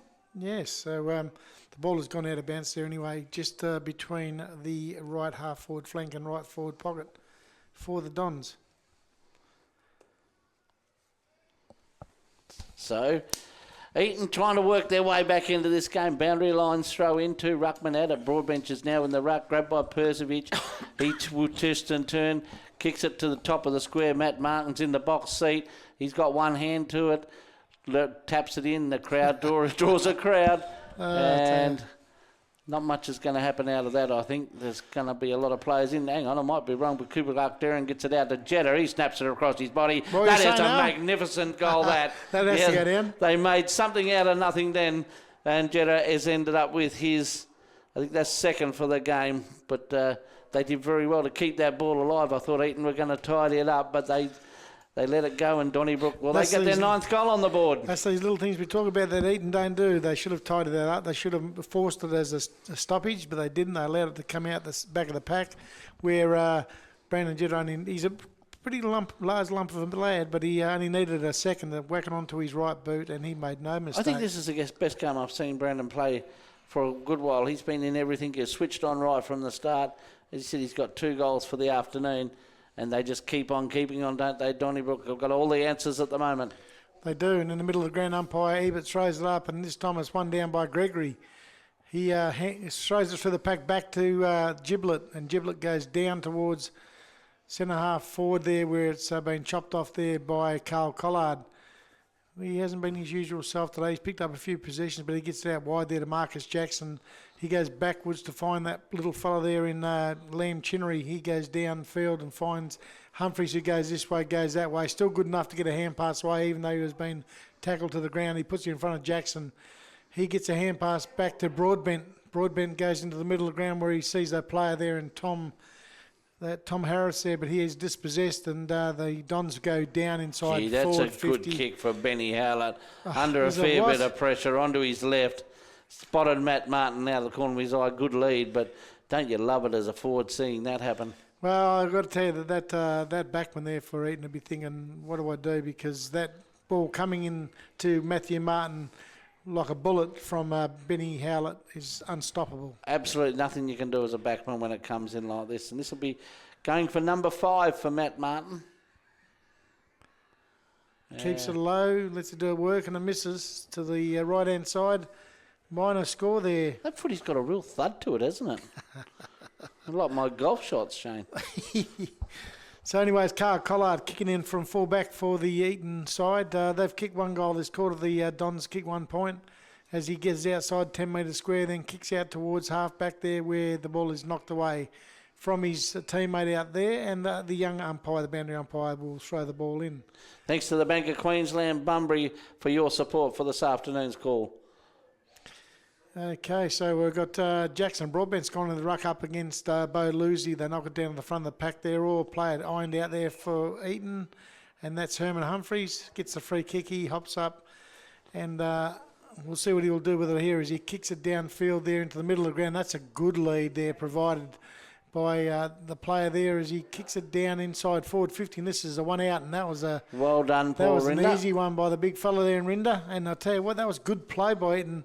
That's the best passage of footy all day because they actually put it to Rinder's advantage into that forward 50. They did, and the player that kicked it down to him was Noppadon Davidson. Davison, yes. Yeah, and I was waiting for him to come on because I had enough trouble with Percusic. Oh, he just give it enough leverage to put Rinder in the box seat. Still a very, very good mark. In fact, we put him down for the CPR Outdoor Centre chance for mark of the day. Well, he used his body and he got rid of his opponent. There's no mean feat to get rid of Carl Beggs like that. And he kicks on goal. He likes it. His teammates like it. So he gets his first goal for the day. The Eaton Boomers get their third as they move on now to 3 goals for 22. But they trail the Dons 9 goals, 5 on the Southwest Isuzu scoreboard. Yeah, but they've shown a bit of fight, haven't they, Eaton? And that's what we're after. You know, they're starting to get a little bit of reward for effort on the scoreboard. As I said, that was probably the best bit of play they've put together as far as link systems go, because the kicks actually hit targets, and that makes the big difference, Shane, if you can actually hit a target. Certainly does. And interesting to see if there was some working behind getting young Broadbent into the ruck there. Just probably trying to get him around the ball, get the ball in his hands a little bit as it's taken out the middle there by O'Dine. Followed up there by Marcus Jackson. He's I don't mind that move either by Scotty Tynan to get Broadbent into the ruck. They've taken Jackson out of the back line, put him into the middle of the ground, and it's going to go to Davidson. He gets it back to Greg Humphreys, who kicks long down towards full forward there where Rinder was the third in line. He gets across to a teammate there in Tom Harris, who works both ways. Broadwich was struggling a bit up forward. Rinder becomes a target up forward now. He kicked the last goal, and he's a very clever footballer, Rinder. So, and guess what? You know, they say if things aren't working, change things up. Yeah, too often as Rinder snaps around over the shoulder, had a fair crack at that. That's a goal. A very good goal by the big fella. That's a contender, I think. That's a definite contender for Western All Pass Services goal of the day. We were just speaking about Rinder and his value down forward, and he turned it on the big fellow, turned around, snapped it on his left. I thought it was going to go the other side of the post. It swung back in, and 2 in a row for Eaton. They might be back in this game of footy. Well, at least they're making a bit of a game of it, Al, which makes our job a lot easier trying to broadcast it, because they were doing everything wrong up to half time. Their coaches obviously told him that they needed to change a few things up. He's made some changes himself, and the changes he's made have instilled a little bit of go in the Eaton side, and they look a lot better now than what they did at before half time. I like that, because you can let the game meander on and get beaten, or you can throw. What's the worst that's going to happen? Well, that's right. You know, at the end of the day, they just keep playing as bad as they were, but they're playing a lot better now. As from the middle of the ground, it's gone down towards nearly half forward for the Dons, where the player for the Eaton side in Nicholas Hodgson is held up, and umpire Wolf comes in and says, give it a minute, we'll throw it up. As from that throw up, it's the Eaton player there fighting on the ground with the Donnybrook opponent, and the umpire in Rolf says, give it to me again and we'll throw it up. Good sportsmanship there between Greg Humphreys and Benny Howell as they helped each other up off the ground. As it ends up with Chris Adow, he kicks inside forward 50 for the Dons there, but there's a free kick being given there to Hamish Hutton for a high tackle. And he won't make the distance from 50 metres. He's looking for leads. And there are leads being made. Howlett's made 3 or 4 inside forward 50. Hamish Hutton goes long towards full forward. And that was, out of all those leads, he went straight into a nest of Eaton jumpers. 3 of them there. And Jackson Broadbent it was that took the easy mark. And then he kicks out long outside defensive 50. But he's turned it over as Sean Lynch has taken a good mark there for the Dons. 2-on-1 again. And he goes inside forward 50, then kicks long back on goal. And taking a mark on the goal line is the player there in Jackson Broadbent again. He kicks in short looking for that player in Tom Harris. But the kick wasn't so good down around Tom Harris's ankles, and all he could do was put a hand on it before it went across the boundary line. And down there between left half forward and left full forward for the Dons, the ball will be thrown into play. Quick around the grounds, an interesting one at Brunswick Oval as we go into the play. It is HBL 7 goals, 5-47. They lead AMR 4 goals, 13, if you wouldn't mind, 37 into the final quarter. And Bunbury 9-15, 69 lead the Collie Eagles 2 points. Okay, and from that bit of play there, it was kicked down towards full forward there by the player there in Giblet for the Dons, but went off hands across the boundary line and down there in the left forward pocket for the Dons. The ball will be thrown back into play. So looking for Broadbent versus Cooper Clark Deering. Barging his ways for the pack was Benny Howlett. He's tackled by 2 Eaton players. No easy free kicks out there now for the Dons players. They're being made accountable. And umpire Rolf will throw this ball up about 20 metres out from the Donnybrook goals as it's taken away there by Eaton. But the hand pass is being chopped off there by Kusic. He kicks long back towards a full forward there where Martin is, he thought he was pushed in the back. The mark was paid there to the player there in Brendan Craig for the Boomers. He gets it across the car, Collard, who goes downfield, and Broadbent all of a sudden in this third quarter it's been everywhere. A good move, hasn't it? He is. Just to get him hands on football, get a bit of confidence up. I think that's what the move was made for, as he kicks it down now towards the middle of the ground. Beautiful kick. Ends up in the hands of the 21 down there in Jesse Callahan.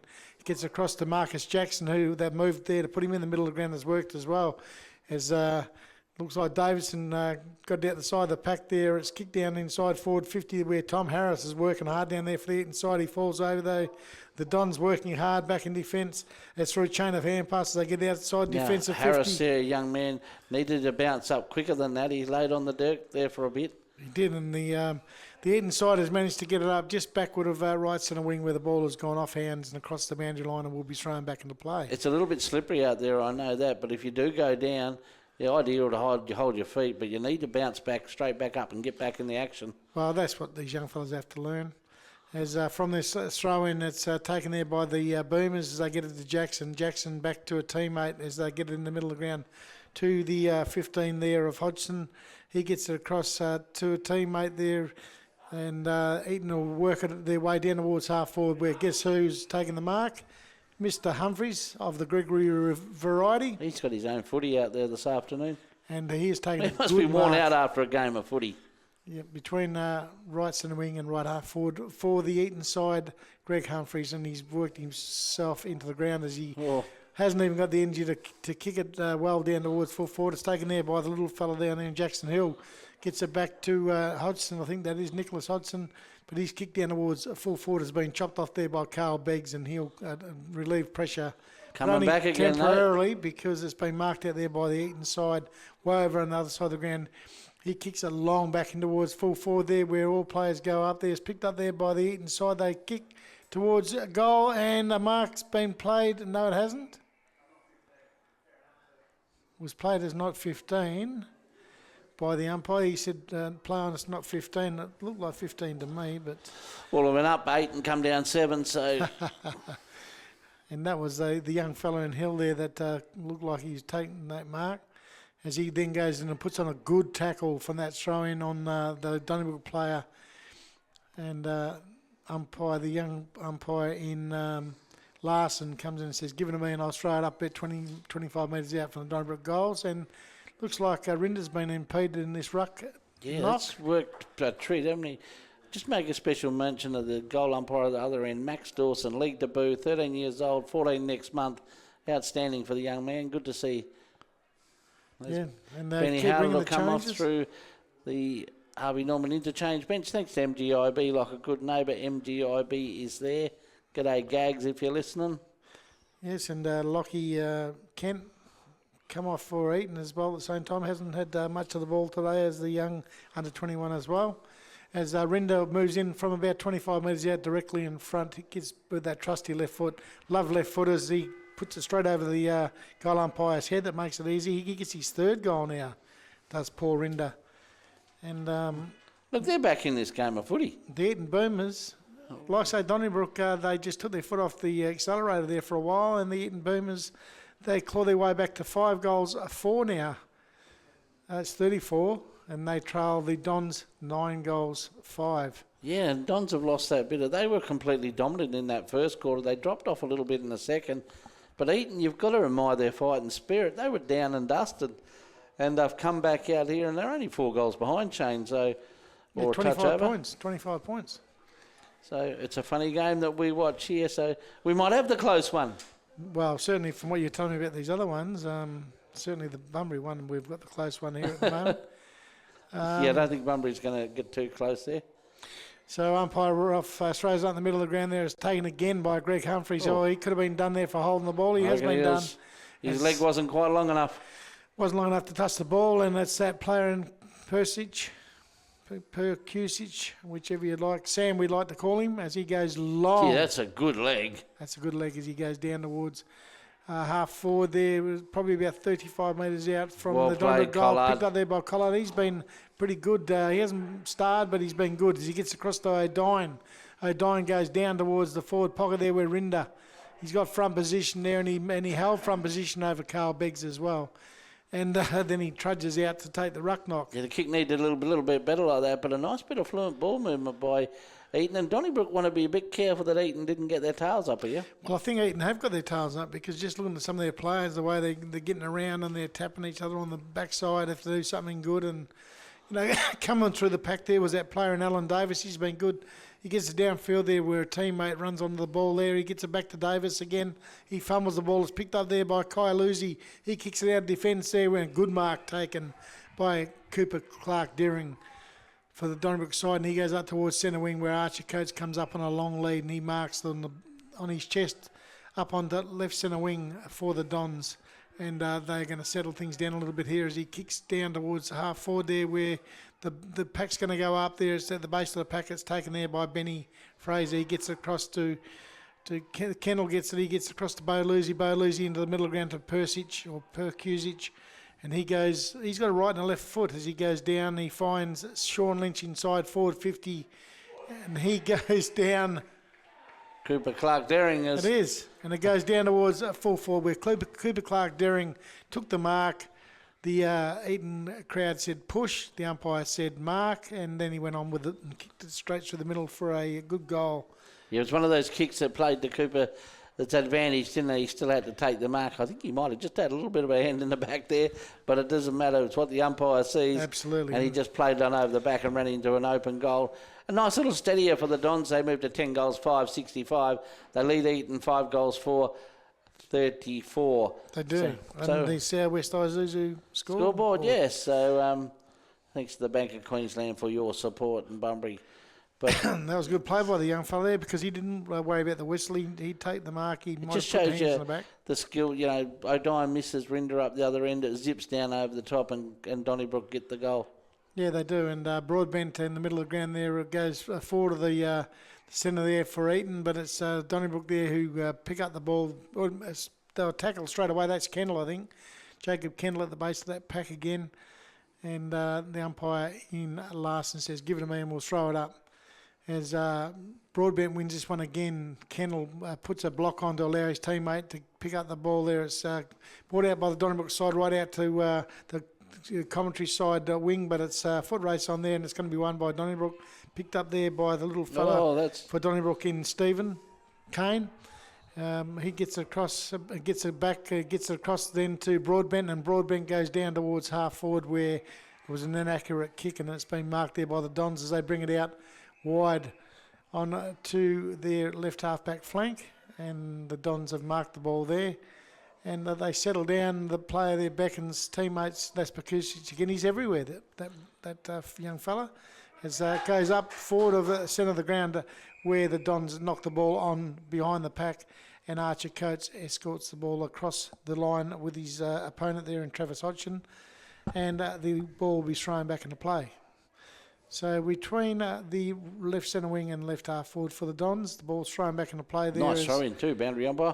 Broadbent knocks this over the back of the pack into the path there of the little fella there in Jackson Hill. It's taken there by Kendall, though. He has a dip, doesn't he, Jackson Hill for Eaton? He does, and they're into it on the ground. And the old fella's got up. He's not happy. Chris Adow, he's not happy. He's got one on each arm. And he gets a bit of help from the old other nude nut and Cody Miller, who comes in to lend a bit of assistance to his old friend. Meanwhile, Jetta will have a shot for goal down the other end. That's I'll let you keep an eye on the fight, Al, and I'll go back to the football. Go back to the footy. Yeah, Brandon Jetta's marked inside forward 50 for the Dons. He goes back and makes no mistake as he puts it straight over the goal umpire's head. And yes, at the end of the day, he gets his third for the day. Still pretty heated down here. It is, and it doesn't matter because the goal's been kicked. And Donnybrook, yeah, they were challenged by Eaton a little bit, weren't they? And then all of a sudden, the they've good thing worked by their the way back umpires in. because they allowed the game to go on. And Well, that was beautifully done by the umpires. That's exactly right. lucky you're keeping an eye on the game because I was watching what. Well, it was right in front of us, so there was a bit going on in that little pack. Yes, what young Chrissy Adair was doing down there. He had one player on each hand. He was giving them the old jumper punches, and the ball had gone in the meantime and marked by the player in Jeddah down there, and he made no mistake. That's his third for the afternoon, Jeddah, and he's been very good today. It is, and they've kicked 11 goals now, 11-5-71. They lead the Boomers 5-4-34 on the Southwest Isuzu scoreboard.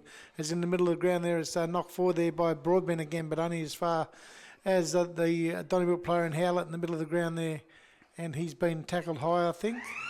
As the siren goes down that third quarter, and as we said, Donnybrook, it is at three-quarter time, who lead the Boomers 11 goals, 5, Donnybrook 71, lead the Boomers 5 goals, 4-34 on the Southwest Isuzu scoreboard. Well, that I can say it definitely heated up in there, thanks to Half Hours. Get that Half Hours feeling, because it was a bit of passion coming there. Eaton worked their way back into the game. Donnybrook, well, they just settled at the end and kicked those couple of late goals. And we'll be back after the break for the final quarter of this clash. Back to Glen Ewan Oval for SEN Spirits coverage of the Southwest Football League. It is three-quarter time, and we see Donnybrook 11 goals, 5-71. Very good kicking by Donnybrook. To Eaton, 5 goals, 4-34. There was some good passages of play there, and a quite entertaining third quarter that got fairly heated just in front of us at the broadcast. I had to get Shane's eyes back on the footy because he sort of got stuck on this one. Goal scorers for Donnybrook, we have 4 to Matt Martin, 3 to Brandon Jeddah, 1 to Cooper Clark Dering, 1 to Jacob Kendall, and 1 to Sam Perchevich. And for Eaton, we have 2 to Greg Humphreys, 2 to Paul Rinder, and 1 to Jackson Broadbent. So it's a fair way to come back. We're just about ready to start the third quarter, Shane, but a bit heated, and it was quite an entertaining quarter, that, wasn't it? It was good. I thoroughly enjoyed that quarter, and even the Blues, and I've got Peter Worsfold down here in front of us, the president of Donnybrook Football Club as well. Not a bad footballer in his own right, Alden. No, exactly right. And he's actually, I haven't seen that for a while at the footy. He's got a little tub of oranges. He has. So there you go. Normally they take out lollies and stuff nowadays, but he's gone the healthy trail. He must have an orange tree at home, Pete Worsfold. You've got him there, and then you've got Shane Atherton there, and also Gordon Clifford. So there's a fair bit of footy experience there as we're just about ready to start the third quarter for SEN Spirit, and here is Shane Colding. Okay, and it looks like Jackson Broadbent stayed in the ruck there, but there's looks like a Shepherd being called there, and Donnybrook given the free kick, and Benny Howlett wasted no time kicking it down inside forward 50 where his teammate has been accosted down there, and the umpire in Larson says give it to me, and he'll throw it up about 25 metres away from the Donnybrook goal. As the ball goes up, Broadbent thumps it over to a teammate who's tried to barge his way through 4 Donnybrook players. That's never going to work, as it's taken there by Ben Fraser. He's dispossessed of the ball, the Donnybrook player, and the ball is kicked over the boundary line. The players all say deliberate. The young field umpire says... He's done a very good job, the young field umpire. I think he has, and usually when there's not too much screaming and yelling around the ground, Alex tells you that the umpire's doing a fair job. As it's thrown in here and it's taken out of defence there by Herman Humphreys, it gets across to a teammate as they go into the middle ground where Zane Atwell gets it across to a teammate, and they're working their way out of trouble there through Tom, that young fellow Tom Harris. As he but just weighted numbers from Donnybrook. Donnybrook, and it's that player in Gregory the Ruckman. He gets it down inside forward 50 where Archer Coates is stripped of the ball, but he goes back in and has a second go at it. Greg Humphreys, though, comes away, gets the ball. He's taking the ground too, as there's plenty of stacks in the mill going on down there, and the Donnybrook player there ran in trouble, out of trouble, back into more trouble, and holding That's the ball. That's why Greg Humphreys, he's got all the skill in the world, but how hard did he work to make that tackle there? That was absolutely brilliant. That'd bring a smile to any coach's face. And if he didn't have the tackle of the day, he probably has now, because that one got him a free kick as they work it out of defence. Good point. Bunbury Mower serves tackle of the day. I'm going to Put a little. I think he's done a couple today. Yeah, 2 I've got him down for. So anyway, they've worked their way upfield where Herman Humphries launched. And unrealistic attempt, the umpire says, as O'Dine was about to come over the ball. Good leap, though. Yeah, it was. And the free kick will go to Cody Miller for the Dons between half-back and the centre of the ground as he loads up, goes with a long kick down along the line in front of our commentary position here where it's thumped out of mid-air. Kendall, he falls over. It's picked up there by Kate O'Dine. He's been good for the Eaton Boomers side today as he gets in the middle of the ground where Humphries is knocked off the ball. Picked up there by Lynch. He gets the free kick and gets the all clear to go on with it as he goes down. It's a great grab. Towards full forward and a good mark taken. I've been waiting for that all day. Yeah, this young fella can take plenty of these. And that Cooper Clark Deering launches himself to take one of the marks of the day. For CPR Outdoor Centre, we'll put him a little tick next to him to have a discussion after the game because that was a pretty good grab by Cooper Clark Deering. And I've already got him down earlier in the day for taking and marked down in the forward line. I think it might have been the first quarter. But he comes in deliberately, shoots back on goal, and he's kicked that as well, has he? Yeah, I think he has. That is a very, very good kick from a very, very talented young footballer. He made that look very easy, Shane. It wasn't that easy a goal. He was a fairly tight angle and the wind was pushing across him. But I tell you what, that went straight. And that is the way you do it, isn't it? Go back and kick a drop punt. None of this around the corner stuff. He went back and just went whack. And Donnybrook, well, they continue up. 12 goals, 5 on our Southwest Isuzu scoreboard. They pushed that lead out. It was back to 4 goals not too long ago, Shane, but it's pushed 41. out to 41 points. It has, and the Dons, they just find a way to keep at you. And like they say, I'm sure their coach would have told them at half time, you just need to look at that percentage. You just cannot allow the Boomers to come back into this game. They let them back in that third quarter, but I'm sure the message would have been, make sure you outscore them in this last quarter and make sure that you put a bit of percentage on the board. As from the middle of the ground, it's Broadbent. He falls over the middle of the ground. It's taken there by his opposite number in the big fella in Gregory for the Dons as players stack on the middle just ahead forward of the centre of the ground for Donnybrook side. And umpire Ebert says, give it to me and I'll throw it up. As the big fellas will go at it again, and this Broadbent up against Gregory. No one can win this one there. Gregory goes in again for a second shot on the ground there. He gets it out, farms it out to Persic as he goes with a big up and under towards centre half forward there where the player there in Fraser couldn't take it for the Dons, but they got 3 players heading towards the ball. One of those is Sean Lynch, and he goes in with a short pass to the fast-leading Matthew Martin, who marks on his chest about 30 metres out. Not too much angle to worry about. Lining up for number 5. He's had a couple of chances at it. You've had him down for 6 at the start of the game, so he's not too far away. He's starting to put pressure on me now, Alan. There's Tanner Allen about to come on in front of us as looks like Davidson limps off. And we've got the big fella in Martin, stabs in from about 35 metres, way off target this time to the left-hand side. I think I had him down for 4 at the start of the game. So You did say 4. Yeah, there you go. So there you go. Al's right on target at the moment. I'm 2 goals off. And there's still 20 minutes. So the way Donnybrook are starting to dominate this game of footy at the moment. Just a quick run around the grounds thanks to Geograph Civil. Bunbury are in complete control at Payne Park, 15-18, 108. They lead your Collie Eagles, Shane, 1 goal, 3-9. So bit of work to do for your Collie Eagles.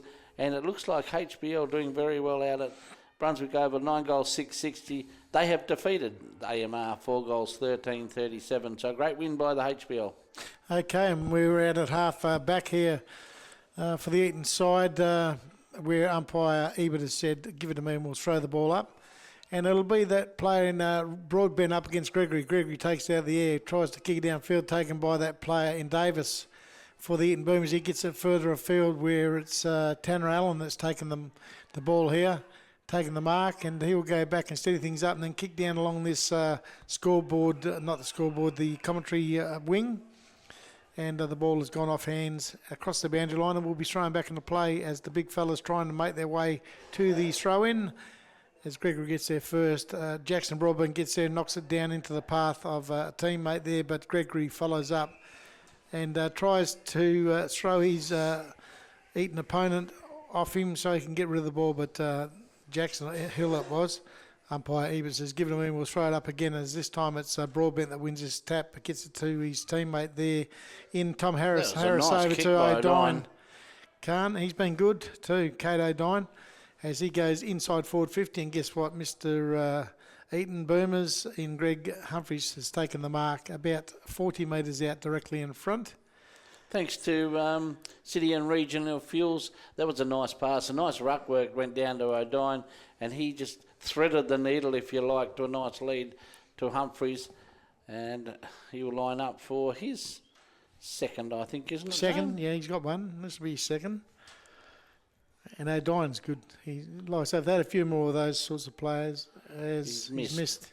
Yeah, young O'Dine's putting his hand up for our Hemp Brothers, Western Australia's most trusted hemp-based product, Rising Star, because he's had a very good afternoon.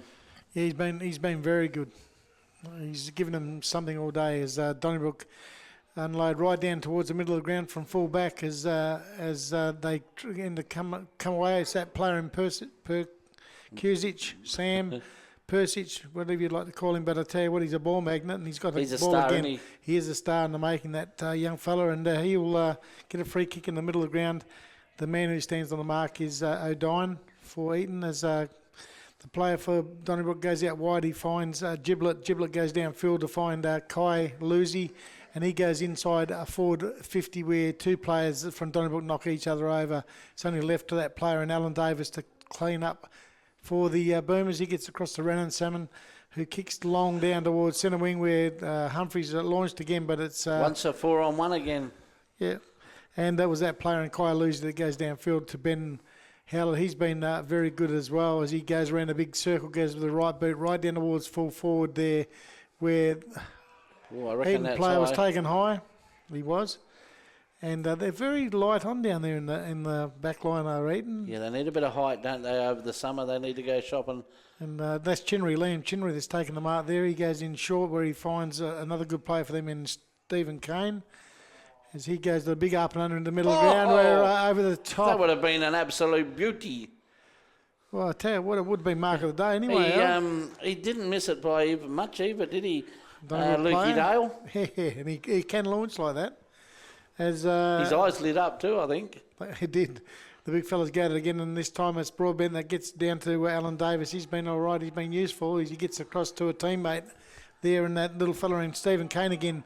He's been in the best five for the Eaton side, I'd reckon, today. As this gentleman's been pretty good too at Howlett. And he goes as far as Howlett, and Howlett marks, goes across to Luke Dale. Luke Dale into the middle of the ground, where the big fella there in the Giblet takes the mark right in the centre of the ground there, and he will go back and load up down towards centre half forward, where a big pack form, and no one can take a mark there. A good tackle there applied by Cooper Clark Deering on his opponent from Eaton, and umpire Ebert says give it to me, and about 35-40 metres out. Giblet's been a great asset to the Donnybrook Football Club. Of course, played waffle footy for Perth, but he is outstanding.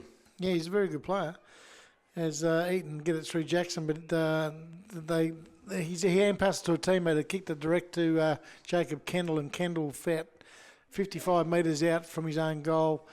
Will go in short, looking for and finding a good lead there provided by Cooper Clark Deering. Got sticky hands too, hasn't he? Yeah, he takes a good mark, and he's a beautiful kick on goal too. So I'd just about be plays putting this taller than he is with those arms of his. He sort of finds another little bit of length in his arms.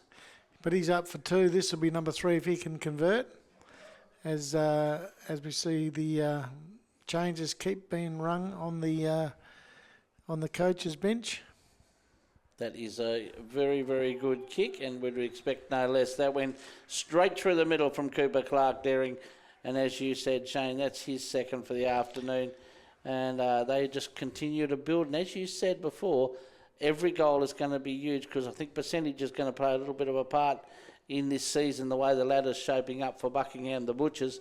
So as a Donnybrook coach, Shane Bolton would be pretty pleased with the efforts after what was a pretty ordinary second quarter by the Dons. Outstanding in the first, but they've really lifted their ante in this last couple. They have 13-6. The Donnybrook side now move away from the Eaton Boomers 5 goals, 5 on the Southwest Isuzu scoreboard. So I I think that's getting on towards about 49 points now. Probably the biggest margin of the day. Your maths is better than mine. Oh, that was neat. Yeah, he's a good player, that Dylan Davis. I don't mind him for Eaton. He's been useful, but a free kick's been picked out of pushing it back to Ben Howlett. He's probably Donnybrook's second best player. He doesn't play too many bad ones, though, does he? He doesn't play any bad ones. And isn't that great to see a bloke who's been to the very top still put it in for his country club? Absolutely. You know, a former Essendon player come back to his club of origin, which is great. Good loyalty. Well, also the young kids, they learn a lot off a player of his calibre. They do, and Eaton are finding it hard to get out defence here as they go out wide now. They're finding it hard to get in there forward 50 now. Tanner Allen out there on half-back right, but he's turned it over and is picked off there by that player again, Benny Howlett, and he goes inside forward 50 where just a slight shove forward there by the big fella in Brandon Jetta to get rid of his opponent. He's been impressive this afternoon. He has. Had a couple of quiet ones. I watched him play the other week against HBL and it was a bit quiet. I watched him against Kerry Park, but this has been right from the start. He's been switched on, and this will be for goal number 4 for Brandon Jetta. Yeah, and same as Michael Martin or Matthew Martin. And that's a big up and under. Not going to make the distance, eh? And that'll go through for the force behind. And Donnybrook will enhance their score by a further point as they move on to 13 goals, 7 I think you'll find that'll be now. And they lead the Boomers 5 goals, 5 as the Boomers have moved it outside defence of 50, but it's been marked there by Luke Dale. He goes in field where he finds Byron Howlett, and Benny Howlett goes in short to find the little fella there in Ben Fraser, and he's marked in the right forward pocket there, probably about 40, 45 metres out. He's another very good player, is Ben Fraser, a young player. Good player, very good player. I watched him turn a game one day out at Donnybrook there off his own boot as big Carl Beggs comes off the ground at the Toby Norman interchange bench. So I think some of the names that we had on this list here are pretty well, most of them have been in the play. As he kicks down towards full forward right into the 10-metre square there where it comes off hands there. It's been blanketed there off of the boot of Cooper Clark Deering, and it goes out of bounds alongside or near the right behind post down there at the southern end of Glen Ewan Reserve, and the umpire will throw the ball in. As Broadbent finds his way to the front, but he's just thrown out the way by the player there. Yeah, you can't get away with that one. Just a quick around the grounds from Geograph Civil. Just letting you know, HBL 9 goals 660 have defeated AMR 4 goals 13-37. So a big win by HBL. That's a good win. And Collie, well, they got a bit of work to do over there. I'm glad you didn't mention the score. But anyway, it's there's a free kick for out and a bounce on the full there, and Donnybrook get the kick back in from their half-forward line as they go down towards full forward there, and there's Persic gets the ball out, but it's taken there by Jesse Callahan. He gets it across by Eaton across to a teammate as they try to work it out of defence there, play hard without the ball for the Eaton side, and they will eventually work it out, and it could be that player there in Brandon at Jackson Hill. This last quarter's been played in all the Donnybrook forward 50. It has, and Jackson Hill goes out downfield there where there's Donnybrook jumpers everywhere, and one of those is that player in Archer Coates. He goes back to find the player in Luke Dale. He goes quickly towards half forward there where the Donnybrook player rides an Eaton player to the ground there, but it ends up with Donnybrook and that player in Ben Fraser just gives it across to Brandon Jetta, who had way more time than he thought he had. Yeah, rushed the whole situation a little bit. He probably could have straightened up and run in and kicked an open goal there, but he decided to whack it straight on his boot and right across the face. Lucky to scrounge it in for a behind. But the Dons have just had the ball stuck in their forward line this quarter as they move to 13-8 now. The Dons. I don't think it's been in the forward 50. Oh, that's dangerous as well. Ooh. But it's going to work. It is, and Jacob Kennelly thought, well, I'm sick and tired of everyone diving on top of me. So he's dived into the back of the Eaton Boomers player there, but his kick out wide looking for a teammate has been chopped off there by Brandon Jetta, and he goes into the pocket looking for Matthew Martin. That's a good grab too. The big fella off the ground, big Matty Martin. He was, not a bad grab, and... Will this be number 5? He's had 4 shots to try and get that number 5 for the big fella for a pretty handy afternoon at the office. Yes, A couple of interesting spectators what just I will on the roof do, there, Shane. Mr. Gull. He just stabbed at that, and he stabbed to the right this time. Did Matthew Doesn't want to Martin. get that fifth one for you, mate. No, he doesn't. He had, what did he have, about 4 at half time? Yeah, he did. Jacob Kendall coming off for a well-earned rest on the Harvey Norman interchange bench. He's worked We were at Harvey super Norman hard. yesterday, actually, for a live show. It was great fun.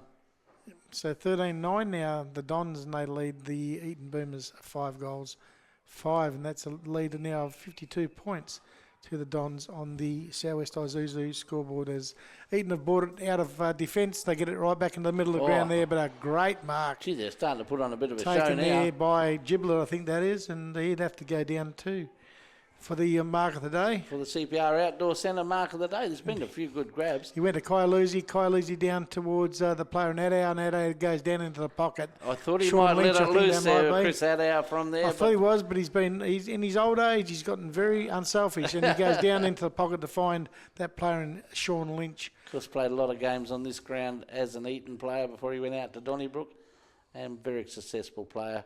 One of the best players we've had in the Southwest Football League over a long period of time.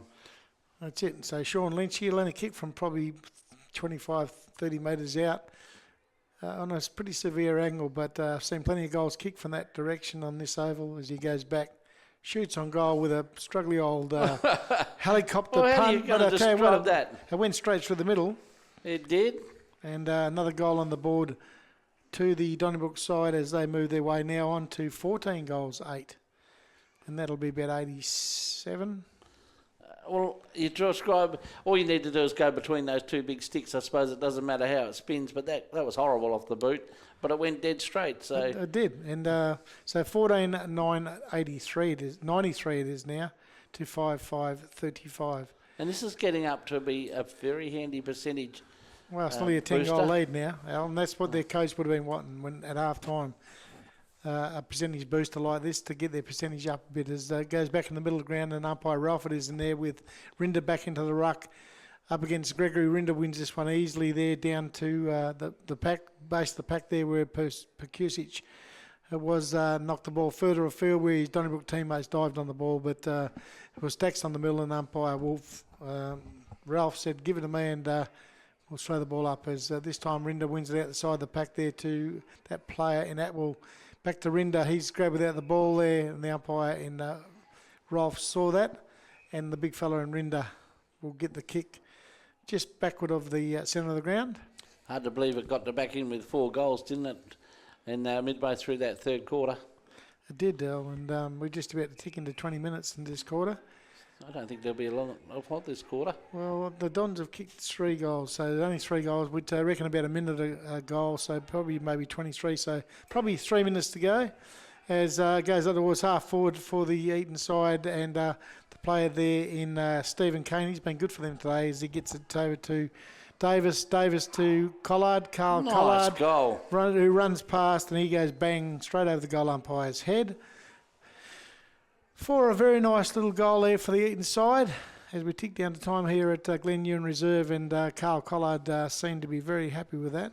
And, It's a nice setup too. It's Davy's nice little handball on, and he would have kicked that just running inside, just inside the 50-metre point, and made the distance quite easy. And change is still made as our man has just come off the field. He's probably worn out his leather poisoning. Yeah, with those green boots, he'll have to go and get another pair after this afternoon, because he's just had a multitude of kicks, and he's done a lot with them too. He hasn't wasted too many of them. 14-8, 93, leads 6 goals, 5, 41. Donnybrook, as the ball's thrown at the middle of the ground, it's taken by Marcus Jackson. He gets it across to that player in Zane Atwell. Over to Rinda, hand passes back to that player in Alan Davis. He decides to go long down towards half forward there where Callaghan couldn't take the mark for the Eaton side. It's left up to the Dons to defend through Bo Lucy. His hand pass out wide though is picked up by Marcus Jackson. He goes down towards full forward there, but Archer Coates for Donnybrook takes the easy mark across to a teammate as they get work their way up through the middle. out and out to centre half back where it's Jacob Kendall there. He's pushed as he gets rid of the ball. He gets it downfield there where the big fella in Gregory takes the mark and he goes down towards half forward there, where it ends up with the big fella in Jeddah. Back to Carl Beggs, over to Ben Fraser, and Ben Fraser goes bang back on goal, but off to the left-hand side. Minor score to the Dons and Ben Fraser. And the Dons enhance their score by another point to 14 goals, 10-94, and they lead the Boomers 6 goals, 5-41. Starting to get very dull here at Glen Ewan Oval. So it's nearly 9 goals the difference, though. Yes, they... It is starting to get dark, and they might have to turn the lights on. As the Eaton Boomers work their way out of defence, as they get it just outside the defensive 50, and it's marked there by Renan Salmon, I think. The sting's gone out of this one. Hasn't it gone quiet? It's gone quiet. Looking at the supporters around the ground, they've gone very quiet as they go into the middle ground. They find the big Rinder. Rinder's taken another mark. He goes out wide to find a teammate out there. That could be Herman Humphries out there on the other side wing. He looks down towards half forward there where Broadbent is easily outpointed, and the Dons have taken a good mark back there in defence. Probably a little bit too easily outpointed there, I reckon, Shane. Well, I think the coach would probably say so. As the Dons going short, they find Howlett. He's just about had knocked up getting kicks today as well, as you said. Very good player. Carpet Supermarket chance for best on ground as well. Absolutely. I mean, he's just been a ball magnet. As they go out wide, that could be the Gregory out there, the ruckman. The only reason I know it's him is because he's got about $300 worth of tape on his legs. He goes in the middle ground. Kendall has been good all day as well for the Dons. Jacob Kendall. Yeah, they haven't had too many passengers. No, they don't have. As he just decides to load out wide, where a Donnybrook player was in best position to mark, couldn't take the mark there. Jeddah was trying to wrap it up on the ground there, Brandon Jeddah, but at the end of the day, Greg Humphries ends up with the ball, hands it back to the umpire, as the umpire says, I'll throw it up. And it must be getting down to one of the last couple of positions or whatever of the game as it comes from that throw out taken by Greg Humphries. Again, he gets across to a teammate there in the 26th there of Travis Hodgson. Gets across to a teammate there in that wall as he goes down towards the scoreboard side of the ground at half forward there for the Eaton side where the ball has gone across the boundary line. Even though it's been a 9-goal victory, it's been a pretty entertaining game to watch, isn't it? The ball's moved pretty well. There's been a bit of fire in it. Eaton had a bit of fire. Eaton have had a little patch there where they come and kick 3 or 4 quick goals. And so there's been a bit of this and a bit of that. And there's been some good individual games played by individual players. And Donnybrook have really played probably a good team game as well. As the ball's come back in from that throw and over there near the scoreboard there. And Eaton are trying to defend as the siren goes to end this one here at Glen Ewan Reserve. 14 goals, 10-94. The Donnybrook Dons, they have defeated the Eaton Boomers 6 goals, 5-41 by a margin of 53 points. Well, it is all over here at Glen Ewan Oval, and a nice big victory to Donnybrook, and one that they'd be liking because that'll put them in a pretty good stage on the ladder and also pick up percentage as well. Well, Shane, we're going to take a quick break so you can get your voice back, and then we're going to come back and have a look at our thoughts on what happened throughout the day.